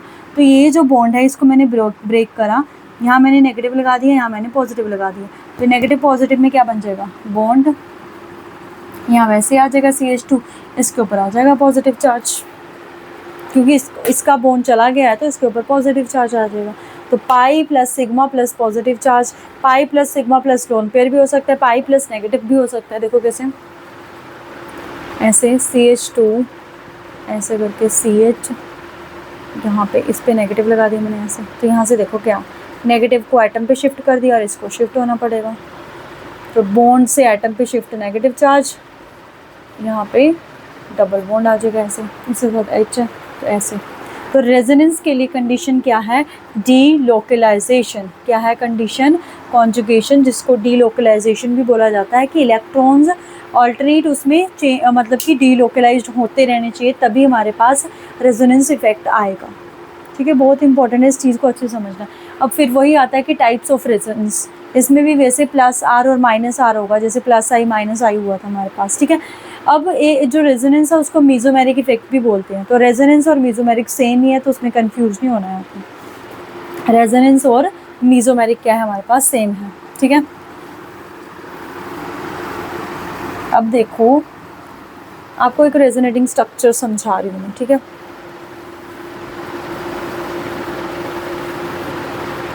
लेट्स से आपको बोला गया बेंजीन रिंग है, उसके ऊपर OH है, उसके ऊपर OH है, फिनोल इसका नाम है, इसकी मेरे को वो बताओ रेजोनेंस कैसे होगी इसकी रेजोनेंस।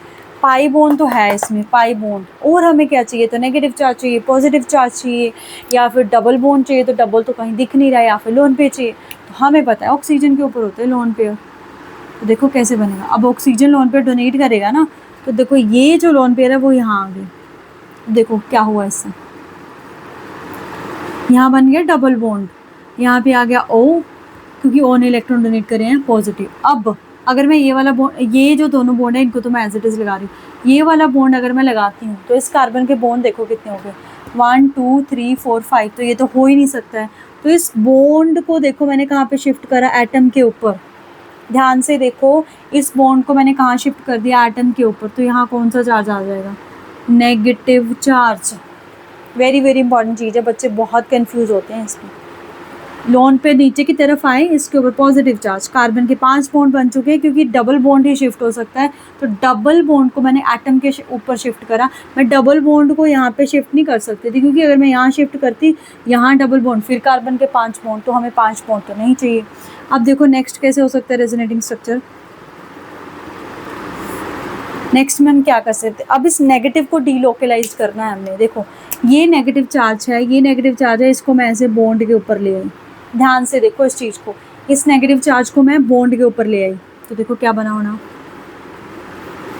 ऊपर वाला तो एज इट इज़ रहेगा, OH पॉजिटिव, उसको तो कुछ नहीं हुआ, ये वाले बॉन्ड को भी कुछ नहीं हुआ, वो एज इट इज़ रहेगा। अब ये नेगेटिव मैंने बॉन्ड के ऊपर शिफ्ट कर दिया, नेगेटिव बॉन्ड के ऊपर बॉन्ड बना देगा। अब अगर मैं यहाँ बॉन्ड लगाती हूँ तो इस कार्बन के फिर 5 बॉन्ड हो जाएंगे। अब आप बोलोगे इसके तो 4 ही बॉन्ड है, कि ये क्या मतलब। बेंजीन का आपको स्ट्रक्चर पता हो अगर, तो ऐसे होता है इसका स्ट्रक्चर, ऐसे ऐसे हर जगह। यहाँ पे H है, यहाँ पे H है, H H H H। तो यहाँ पे अगर मैं ये लगाती हूँ ये वाला, तो इस कार्बन को देखो, यहाँ H तो है पहले से, 1 2 3 4 5, तो ये बॉन्ड यहाँ नहीं रह सकता है, ये बॉन्ड नहीं रह सकता, तो इसको हमें एटम के ऊपर शिफ्ट करना पड़ेगा। तो ये बन गया स्ट्रक्चर ऐसे। ठीक है, अब देखो नेक्स्ट स्ट्रक्चर कैसे होगा, इस नेगेटिव चार्ज को फिर से बॉन्ड पे, नेक्स्ट वाले को फिर से शिफ्ट करना पड़ेगा। ये बॉन्ड एज इट इज़, ये बॉन्ड एज इट इज़, इसके ऊपर नेगेटिव आ चुका है, यहाँ पे OH positive as it is. अब लास्ट में देखो कैसे होगा, ये नेगेटिव यहाँ पे, अब इस पे ये फिर से वहीं चला जाएगा। अब देखो स्ट्रक्चर, ये O है, इसने इलेक्ट्रॉन गेन कर लिया, पॉजिटिव था तो क्या हो गया, ये पॉजिटिव नेगेटिव न्यूट्रलाइज, यहाँ पे बॉन्ड, यहाँ पे बॉन्ड, यहाँ पे बॉन्ड। तो ये फर्स्ट स्ट्रक्चर था, ये लास्ट स्ट्रक्चर है। क्या डिफरेंस आया? सिर्फ और सिर्फ जो पाई बॉन्ड है उनकी पोजीशन जो है वो चेंज हो चुकी है। इसको हम ऐसे भी लिख सकते हैं, तो ये इसका रेजोनेंस हाइब्रिड हो जाएगा ऐसे। ये अब ये कैसी रेजोनेंस हुई? देखो ये जो बेंजीन रिंग है उसको ये वाला ग्रुप जो है वो इलेक्ट्रॉन डोनेट कर रहा है। जो ये वाला ग्रुप है वो इलेक्ट्रॉन डोनेट कर रहा है, तो ये इलेक्ट्रॉन डोनेट कर रहा है, तो ये प्लस आर इफेक्ट शो करेगा। कौन सा इफेक्ट शो करेगा? Plus R. बिल्कुल इसको अच्छे से नोट डाउन कर लीजिएगा कि प्लस आर कौन कौन से इफेक्ट शो कर, कौन कौन से ग्रुप शो करते हैं जिनके ऊपर लोन पेयर है। OH, NH2, OCH3, मोस्टली ये है जहाँ पे ऑक्सीजन और नाइट्रोजन इन्वॉल्व है। किसके साथ? सिंपल बॉन्ड में, मतलब उसमें सैचुरेशन में है। सिंगल बॉन्ड है, यहाँ पे इसका सिंगल बॉन्ड है, इसका सिंगल बॉन्ड है, इसका सिंगल बॉन्ड है, और इनके ऊपर लोन पेयर है। तब वो कौन से इफेक्ट शो कर रहे हैं? Plus R. अगर आपको याद होगा तो इंडक्टिव इफेक्ट में माइनस शो कर रहे थे क्योंकि इनकी इलेक्ट्रोनेगेटिविटी हाई होती है हमारे पास। ठीक है, अब देखो, अब मैंने क्या करा, सेकेंड टाइम देखो, मैंने ये स्ट्रक्चर ड्रॉ करा, C डबल बॉन्ड O, यहाँ पे H लगा दिया। मैंने क्या लगा दिया? H लगा दिया। अब ध्यान से देखो, ये रहा हमारे पास पाई बॉन्ड और ये पाई बॉन्ड, मतलब इसमें सैचुरेशन होगी। तो क्या मैं इस बॉन्ड को ऐसे शिफ्ट कर सकती हूँ? देखो अगर मैं इस बॉन्ड को ऐसे शिफ्ट करती हूँ तो इस ऑक्सीजन के ऊपर नेगेटिव चार्ज आ जाएगा। इन दोनों में ज़्यादा इलेक्ट्रोनेगेटिव कौन है? सॉरी, पॉजिटिव चार्ज आ जाएगा क्योंकि इलेक्ट्रॉन डोनेट हो जाएगा। इन दोनों में ज़्यादा इलेक्ट्रोनेगेटिव कौन है? तो ये, तो इसके ऊपर ऐसे होना चाहिए बॉन्ड, तो यानी कि इस बॉन्ड को यहाँ शिफ्ट होना पड़ेगा। तो देखो कैसा बना स्ट्रक्चर, यहाँ डबल बॉन्ड आ चुका है, यहाँ ये H आ चुका है, यहाँ पे O नेगेटिव बन चुका है। क्योंकि ये जो बॉन्ड था ये इन दोनों कार्बन के बीच में था, इस कार्बन का तो बॉन्ड पूरा हो गया, यहाँ पे पॉजिटिव आएगा। अब नेक्स्ट स्ट्रक्चर कैसे बन सकता है? अब मैं इस बॉन्ड को अगर मैं यहाँ पे शिफ्ट करूँ, इस बॉन्ड को मैं एटम पे शिफ्ट करूँ, तो यहाँ नेगेटिव चार्ज आएगा। नेगेटिव पॉजिटिव में क्या बन जाएगा? बॉन्ड। तो ये वाला बॉन्ड, ये वाला बॉन्ड, ये एज इट इज़ ही रहेंगे, यहाँ पे O negative as it is ही रहेगा। बट जो ये कार्बन है इसका तो बॉन्ड पूरा ही नहीं हुआ, इस पर क्या आ जाएगा? पॉजिटिव। फिर नेक्स्ट कैसे हो जाएगा? इस वाले बॉन्ड को शिफ्ट होना पड़ेगा। ये बॉन्ड एज इट इज़, इसमें बॉन्ड बन गया, यहाँ पॉजिटिव आ गया, और ये डबल बॉन्ड, यहाँ पे H, यहाँ पे O नेगेटिव। लास्ट स्ट्रक्चर क्या होगा? इस O नेगेटिव को दोबारा यहाँ आना पड़ेगा, तो ये बॉन्ड यहाँ शिफ्ट करके पॉजिटिव नेगेटिव में बॉन्ड बन जाएगा, यहाँ पे ऐसे C double bond O H ऐसे। तो सिर्फ डबल बॉन्ड की पोजीशन जो है वो चेंज हुई है। अब रिंग से ये वाला ग्रुप अपनी तरफ इलेक्ट्रॉन विड्रॉ कर रहा है, रिंग से अपनी तरफ ये इलेक्ट्रॉन को विड्रॉ कर रहा है, तो ऐसे इफेक्ट को क्या बोलते हैं हम? Minus are effect. Minus are effect. और ये कौन कौन शो करता है आपके पास? कौन कौन से? जब आपका ऑक्सीजन अनसैचुरेशन में, बहुत इंपॉर्टेंट है ऑक्सीजन, क्योंकि वहाँ पे भी है वो सैचुरेशन में, सिंगल बॉन्ड है। ऑक्सीजन अनसैचुरेशन में है, तो यहाँ पे अनसैचुरेशन में किस किस ग्रुप में हो सकता है? एल्डिहाइड ग्रुप में हो सकता है, कीटोनिक ग्रुप में हो सकता है, उसके बाद हमारे पास एसिडिक ग्रुप में हो सकता है, उसके बाद एस्टर ग्रुप में हो सकता है। ठीक है, उसके बाद एक मोस्ट पावरफुल जो है वो है आपका NO2। इसमें क्या ऐसा स्ट्रक्चर होता है, NO2 ऐसे करके, इसके ऊपर पॉजिटिव चार्ज होता है, यहाँ पे ऐसे करके ये बना होता है ना, ऐसे। ये इसके ऊपर क्या होता है? पॉजिटिव। तो नाइट्रोजन के ऊपर पॉजिटिव चार्ज अनस्टेबल है, क्योंकि ये क्या है हमारे पास? ये हमारा होता है, अगर मैं बात करूँ इलेक्ट्रोनेगेटिव एलिमेंट, तो इलेक्ट्रोनेगेटिव के ऊपर पॉजिटिव नहीं आ सकता है। इस NO2 को ज़रूर याद रखना है, बहुत सारे क्वेश्चन गलत करवाता है कि ये जो NO2 है ये हमारे पास माइनस आर इफेक्ट शो करता है, ये हमारे पास माइनस आर इफेक्ट शो करता है। अब आप एक चीज़ ध्यान से देखना कि जो ये नेगेटिव चार्ज है, जब रेजोनेंस हो रही है, नेगेटिव चार्ज कौन कौन सी पोजीशन पे? इस पे, इस पे, इस पे, और इसमें पॉजिटिव चार्ज है इस पे, इस पे, इस पे, यानी कि ये कौन सी पोजीशन है? ये 1 पोजीशन है। ये कौन सी है? ये 1 पोजीशन है। ये सर ये 1 नहीं, ये 2 है। 2, 3, 4, मतलब इस ग्रुप के कंपैरिजन में 4th पोजीशन है। ये कौन सी है? 5th, ये 6th पोजीशन है। 1, 4, 6, 1, 4, 6। इसमें भी देखो, सॉरी 1 नहीं, 2, 4, 6, इसमें भी 2 पे, 4 पे, और यहाँ 6 पे। तो इसी के ऊपर रेजोनेंस जो है वो लग रही है। अब अगर आपको याद होगा कि अगर ये बेंजीन रिंग है, उस पे यहाँ पे कोई ग्रुप है, उसका ये वाला जो डेरिवेटिव होता है वो ऑर्थो, और ये बिल्कुल सामने वाला होता है पैरा। ये भी कौन सा होता है? ऑर्थो। जो ये बीच में बचते हैं ये मेटा, जिसको हमने ओमपाल के नाम से याद करा था, ओमपाल। तो हम यहाँ क्या देख रहे हैं? क्या मेटा पोजीशन पे ये जो पोजीशन है, कौन सी पोजीशन है ये? हमारे पास 3 और 5, 3 और 5 के ऊपर तो चार्ज ही नहीं आ रहा है, 3 और 5 के ऊपर तो चार्ज ही नहीं आ रहा है, which means resonant not operate at Meta position. Very very important है, आपको बुक में कहीं भी देखने को नहीं मिलेगा, ठीक है। तो जो रेजोनेंस है वो हमारे पास मेटा पोजीशन पे ऑपरेट नहीं होती है आपके पास। क्या मतलब है इसका? मैं इसको इरेज कर रही हूँ स्ट्रक्चर्स को।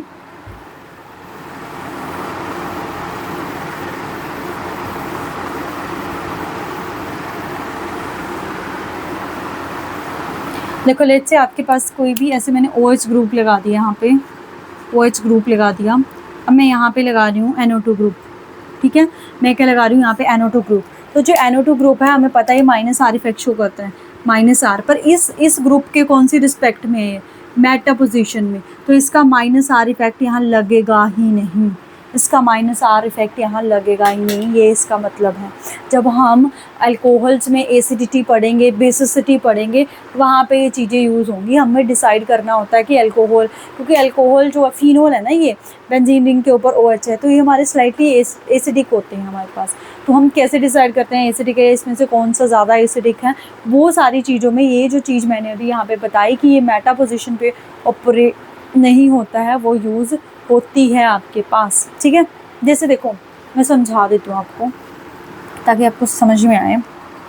अब लेट्स से ये आपके पास फिनोल हमें पता है एसिडिक है, ठीक है, फिनोल हमें पता है एसिडिक है। अब हमें बताना है इसमें से ज़्यादा एसिडिक कौन सा है, ठीक है, कौन सा? एक ये है, एक ये है। तो अब दोनों में ही क्या लगे हुए हैं? NO2, क्योंकि ये फिनोल है, ये फिनोल है, इसमें भी NO2 है, NO2 है। तो NO2 कैसे ग्रुप होते हैं हमारे पास? ये देखो, NO2 हमारा रेजोनेंस भी शो कर सकता है, इस चीज़ को याद रखना है। ग्रुप रेजोनेंस भी शो करते हैं और इंडक्टिव भी शो करते हैं, ठीक है। अगर ऐसा कहीं केस होता है कि कोई एक ग्रुप दोनों कर रहा है तो रेजोनेंस डोमिनेंट होती है, रेजोनेंस क्या होती है? डोमिनेंट होती है। अब जो हमारे पास NO2 है तो वो तो -R भी शो करता है और -I भी शो करता है हमारे पास, ठीक है। -R भी शो करता है और -I भी। अगर दोनों में से देखा जाए ज़्यादा डोमिनेंट R है और इसका इफेक्ट भी ज़्यादा होता है आपके पास। अब देखो तो यानी कि -R भी शो कर सकता है, -I भी शो कर सकता है, बट हमने बोला डोमिनेंट कौन सा है? रेजोनेंस। बट ये वाला मेटा कहाँ पे, सॉरी नाइट्रो कहाँ लगा है? मेटा पोजीशन पे। तो यहाँ तो ये -R लगाएगा ही नहीं, तो अगर ये -R नहीं लगाएगा तो -I लगाएगा। तो हमने देखा था कि एक एसिड है हमारा, हमने बोला एसिड है, तो एसिडिक ग्रुप की जो -I के साथ थी, हमने पढ़ा था ना, एसिडिक ग्रुप डायरेक्टली प्रोपोर्शनल है -I के, तो इसकी तो एसिडिटी कहीं ना कहीं इंक्रीज़ कर जाएगी, ठीक है। अब यहाँ पे देखो ये पैरा पोजीशन पे है तो पैरा पे -R इफेक्ट लगेगा, तो -R इफेक्ट डायरेक्टली प्रोपोर्शनल होता है एसिडिटी के, जैसे -I वाला था वैसे क्योंकि विड्रॉ कर रहा है ना, विड्रॉ कर रहा है इलेक्ट्रॉन को, तो ऑक्सीजन से पुल करेगा, तो ऑक्सीजन से पुल करेगा तो H इजीली जाएगा। तो जो R है वो ज़्यादा डोमिनेंट फैक्टर है, R ज़्यादा डोमिनेंट है तो रेजोनेंस का इफेक्ट भी ज़्यादा होता है, तो यहाँ ये रेजोनेंस शो करेगा। इसका मतलब ये वाला जो पैरा वाला है ये ज़्यादा एसिडिक हो जाएगा, यहाँ पे ये जो पैरा वाला है वो ज़्यादा एसिडिक हो जाएगा आपके पास, ठीक है। अब देखो ऐसे कोई पूछे, अब ये चीज़ें अल्कोहल में हम ज़्यादा डिटेल में पढ़ेंगे, बट जस्ट मैं आपको यहाँ ओवरव्यू दे रही हूँ। आपके पास OH है, यहाँ पे OCH3 ग्रुप लगा दिया, एक में मेटा पोजीशन पे और एक में पैरा पोजीशन पे। OCH3 ऑक्सीजन सिंगल बॉन्ड में है तो +R शो करेगा, यहाँ मेटा पोजीशन है, यहाँ तो शो नहीं करेगा वो, तो +R नहीं शो करेगा, तो ऑक्सीजन इलेक्ट्रोनेगेटिव एलिमेंट तो -R शो करेगा। क्या शो करेगा? -R। अब ये +R ग्रुप है तो इलेक्ट्रॉन्स दे रहा है, तो अगर इलेक्ट्रॉन दे रहा है तो H तो जाएगा ही नहीं, तो यानी कि इसकी एसिडिटी क्या कर जाएगी? इसकी एसिडिटी डिक्रीज़ कर जाएगी, इसकी तो डिक्रीज़ करेगी। यहाँ पे OCH3 ग्रुप है, -I है, क्योंकि इसका तो बेशक रेजोनेंस डोमिनेंट है, बट इसमें क्या आ गया हमारे पास? इंडक्टिव इफेक्ट आ गया, तो ये इलेक्ट्रॉन्स को पुल करेगा तो इसकी एसिडिटी इंक्रीज़ कर जाएगी, तो ये ज़्यादा एसिडिक होगा, तो ये ध्यान से आपको ये ध्यान रखना है कौन सा प्लस आर इफेक्ट शो कर रहा है, कौन सा माइनस आर इफेक्ट जो है वो शो कर रहा है। ठीक है, कौन सा जो ग्रुप है वो प्लस आर इफेक्ट शो कर रहा है, कौन सा ग्रुप जो है वो माइनस आर इफेक्ट शो कर रहा है, वो आपके पास इंपॉर्टेंट है। ठीक है, तो ये आपका रेजोनेंस का था, तो आपको पता ही है कि इसमें कितनी सारी चीज़ें।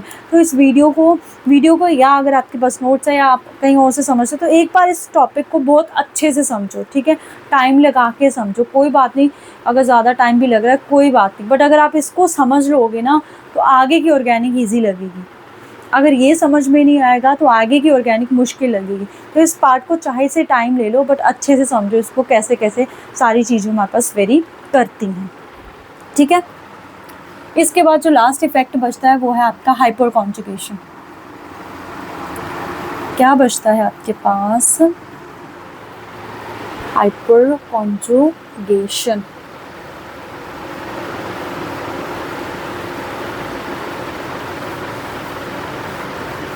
और जो आपके ऑर्गेनिक के चैप्टर्स हैं ये काफ़ी लेंथी हैं, दैट्स वाई इनको टाइम भी लग रहा है। ठीक है, चैप्टर्स बहुत लेंथी, एक ही चैप्टर चल रहा है हमारे पास। फिजिकल के एक एक लेक्चर में हमारे एक एक चैप्टर्स हो रहे थे, और ऑर्गेनिक का ये वाला जो चैप्टर है बहुत ज़्यादा लेंथी है, इसमें बहुत सारी चीज़ें हमारे पास। ठीक है, इसके बाद हाइड्रोकार्बन्स आएगा, वो भी बहुत लेंथी, अभी ये हुआ नहीं है।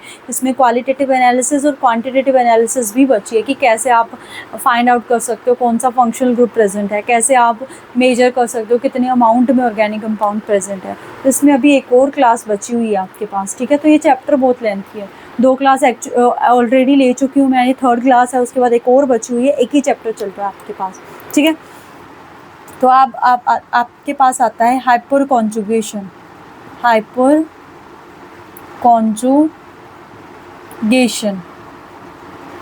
Hyper conjugation. तो जो हाइपर कॉन्जुगेशन है इसका अलग अलग नाम भी होते हैं, बेकर नेथन इफेक्ट भी बोलते हैं इसको, बेकर नेथन्स इफेक्ट, क्योंकि इन साइंटिस्ट ने इसको डिस्कवर करा था। नो बॉन्ड रेजोनेंस, मतलब इसमें रेजोनेंस है बट बॉन्ड नहीं होता है। नो बॉन्ड रेजोनेंस, एक और नाम होता है इसका शायद से एंकीमेरिक इफेक्ट, एंकीमेरिक इफेक्ट भी बोलते हैं इसको। ठीक है, इसमें क्या है, इसमें भी आपकी मेन बात वही है कि कंडीशन है, जो कंडीशन है वो इम्पॉर्टेंट है। कंडीशन में क्या होता है हमारे पास, अल्फा हाइड्रोजन, क्या होना चाहिए, अल्फा हाइड्रोजन। दूसरी बात, जो कार्बन है वो कैसा हाइब्रिडाइज होना चाहिए, sp2 हाइब्रिडाइज्ड, कैसा होना चाहिए, sp2 हाइब्रिडाइज्ड कार्बन होना चाहिए। तो आपको अगर पता हो तो sp2 हाइब्रिडाइज्ड कार्बन एल्कीन में होता है हमारा, कार्बोकेटाइन में होता है हमारे पास। तो यही जो है एल्कीन वाला सिस्टम, और फ्री रेडिकल में भी होता है, फ्री रेडिकल। तो यही हमारे सिस्टम सिर्फ और सिर्फ क्या शो करते हैं, हमारी हाइपर कॉन्जुगेशन, और कोई नहीं शो करते। देखो कैसे, लेट्स से मैं एल्कीन का एग्जांपल लेती हूँ। ठीक है, एल्कीन ऐसे, यहाँ मैंने H लगा दिया, यहाँ मैंने H लगा दिया, यहाँ पे मैंने H लगा दिया, यहाँ H लगा दिया, यहाँ मैंने क्या बोला है, कंडीशन क्या है, अल्फा हाइड्रोजन। तो ये जो दोनों कार्बन है ये हमारे मेन कार्बन है, ये मेन कार्बन है। तो इससे नेक्स्ट जो कार्बन है वो अल्फा कार्बन होगा, बट इसमें तो कार्बन ही नहीं अल्फा, तो ये तो हाइपर कॉन्जुगेशन शो ही नहीं करेगा, ये वाला ग्रुप हाइपर कॉन्जुगेशन शो नहीं करेगा। अब मैंने क्या कर दिया, लेट्स से यहाँ पे मैंने CH3 लगा दिया, यहाँ मैंने H लगा दिया, यहाँ मैंने H लगा दिया, यहाँ मैंने H लगा दिया। अब जो ये कार्बन है उससे नेक्स्ट कार्बन है, उसके पास हाइड्रोजन है हमारे पास, H ऐसे H होता क्या है। अब इसमें देखो, इसमें क्या होता है कि जो ये वाला डबल बॉन्ड है वो यहाँ शिफ्ट कर जाएगा। अगर ये डबल बॉन्ड यहाँ शिफ्ट कर जाएगा, कार्बन के बॉन्ड बढ़ जाएंगे, तो यहाँ से H पॉजिटिव निकल जाता है, यहाँ से H पॉजिटिव निकल जाता है। तो देखो क्या हुआ, ये एज इट इज़ रह गया, ये दोनों तो एज इट इज़ रह गए। ये वाला जो कार्बन है इनमें डबल बॉन्ड आ गया, इसके 2 H एज इट इज़ रह गए, और जो नेक्स्ट जो H है वो एज अ पॉजिटिव निकल गया, ये H एज अ पॉजिटिव निकल गया। और उसके बाद जो ये कार्बन है, क्योंकि इसने डोनेट करा है बॉन्ड, तो इसके ऊपर पॉजिटिव चार्ज आ गया। इसके ऊपर पॉजिटिव चार्ज आ गया हमारे पास, पॉजिटिव है ना इसके ऊपर। हाँ, अब देखो ये हुई तो रेजोनेंस ही है ना कि यहाँ से बॉन्ड शिफ्ट हुआ यहाँ, फिर नेक्स्ट बॉन्ड चला गया, बट इनके बीच में बॉन्ड ही नहीं बचा, इनके बीच में बॉन्ड ही नहीं बचा। तो अगर इनके बीच में बॉन्ड ही नहीं बचा, दैट्स वाई इसका नाम क्या आता है, नो बॉन्ड रेजोनेंट। मैंने ना ये गलत कर दिया है एक्चुअली, हाँ गलत करा है मैंने ना ये, कि H एज अ पॉजिटिव चाह रहा है। तो देखो मैंने क्या कर दिया, H को इलेक्ट्रॉन डोनेट कर दिए तो वो तो एज H नेगेटिव बन गया, तो ये तो गलत कर दिया मैंने, क्योंकि ये शो पता क्यों करता है, sp2 हाइब्रिडाइजेशन है ना, तो इलेक्ट्रॉन को एक्सेप्ट करता है, इनके पास वेकेंट p ऑर्बिटल है, sp2 हाइब्रिडाइजेशन है, तो sp2 हाइब्रिडाइजेशन में एक वेकेंट p ऑर्बिटल होता है ना हमारे पास। जब हम हाइब्रिडाइजेशन में मैंने स्पेशलिटी करवाई थी वहाँ पे आपको बताया था उनके पास वेकेंट p ऑर्बिटल होता है। अब देखो मैंने गलत कर दिया, यहाँ पे था ना इसी, इसके साथ H, इसके साथ H, ये दो बॉन्ड एज इट इज़, और यहाँ पे हाइड्रोजन एज इट इज़। अब ये एज अ H पॉजिटिव जाएगा, अगर ये एज अ H पॉजिटिव जाएगा तो अपने इलेक्ट्रॉन छोड़ के जाएगा, तो मतलब ये बॉन्ड हमारा यहाँ शिफ्ट होना था, उसकी वजह से ये बॉन्ड यहाँ शिफ्ट होना था। ये इलेक्ट्रॉन एक्सेप्ट क्यों कर पा रहा है, क्योंकि इसके पास वेकेंट p ऑर्बिटल है, तो ये तो बॉन्ड सिंगल बन चुका है। यहाँ ये वाले H एज इट इज़ है, ये वाला H एज इट इज़ है, ये वाला कार्बन, इस पे दो हाइड्रोजन एज इट इज़ है, ये वाला H तो पॉजिटिव बन चुका है, इनके बीच बॉन्ड नहीं बचा, यहाँ डबल बॉन्ड, यहाँ पे H, सबकी वैलेंसी पूरी। अब ये जो कार्बन है क्योंकि बॉन्ड एटम के ऊपर शिफ्ट हुआ है, इसके ऊपर आ गया नेगेटिव चार्ज, तो ये मैंने एक रेजोनेटिंग स्ट्रक्चर बनाया, सॉरी हाइपोकॉन्जुगेशन स्ट्रक्चर। उसके बाद दूसरा इसका भी बन सकता है, तीसरा इसका भी बन सकता है। तो जितने ज़्यादा हाइपोकॉन्जुगेशन स्ट्रक्चर बनेंगे उतने ज़्यादा स्टेबिलिटी होगी, दैट्स वाई जो सब्स्टिट्यूटेड एल्कीन है वो ज़्यादा मेजर, मतलब वो हमारी स्टेबल होती है as compare to non substituted. देखो यहाँ पे अब मैं यहाँ पे 3 स्ट्रक्चर बनेंगे, अब मैं यहाँ पे CH3 लगा दूँ तो ये भी तो इसका अल्फ़ा ही है, तो 3 यहाँ से आ जाएंगे, यहाँ पे लगा दूँ यहाँ भी आ जाएंगे, यहाँ पे लगा दूँ यहाँ भी आ जाएंगे, तो इसमें 12 हमारे पास हाइपर कॉन्जुगेटेड स्ट्रक्चर बनेंगे, विच मीन्स जो हमारे पास ये वाली एल्कीन है वो सबसे ज़्यादा स्टेबल होगी। तो हाइपर कॉन्जुगेशन इसीलिए सब्स्टिट्यूटेड एल्कीन की स्टेबिलिटी जो है वो डिफ़ाइन करने के लिए आया। ऐसे हम कार्बोकटाइन का एग्जाम्पल भी ले सकते हैं कि जो कार्बोकटाइन है, देखो जैसे कार्बोकटाइन होगा, जैसे हमने उसकी स्टेबिलिटी को इंडक्टिव इफेक्ट पे शो करा था ना, यहाँ पे हम उसको यहाँ से भी कर सकते हैं, यहाँ पॉजिटिव चार्ज होगा ना। अब देखो ये अगर वो 3 कार्बन से अटैच्ड है, CH3 CH3, अब ये हमारा सिस्टम है, तो ये भी अल्फ़ा है, ये भी अल्फ़ा है, ये भी अल्फ़ा है, 9 alpha hydrogen, 9 alpha hydrogen, 9 structure.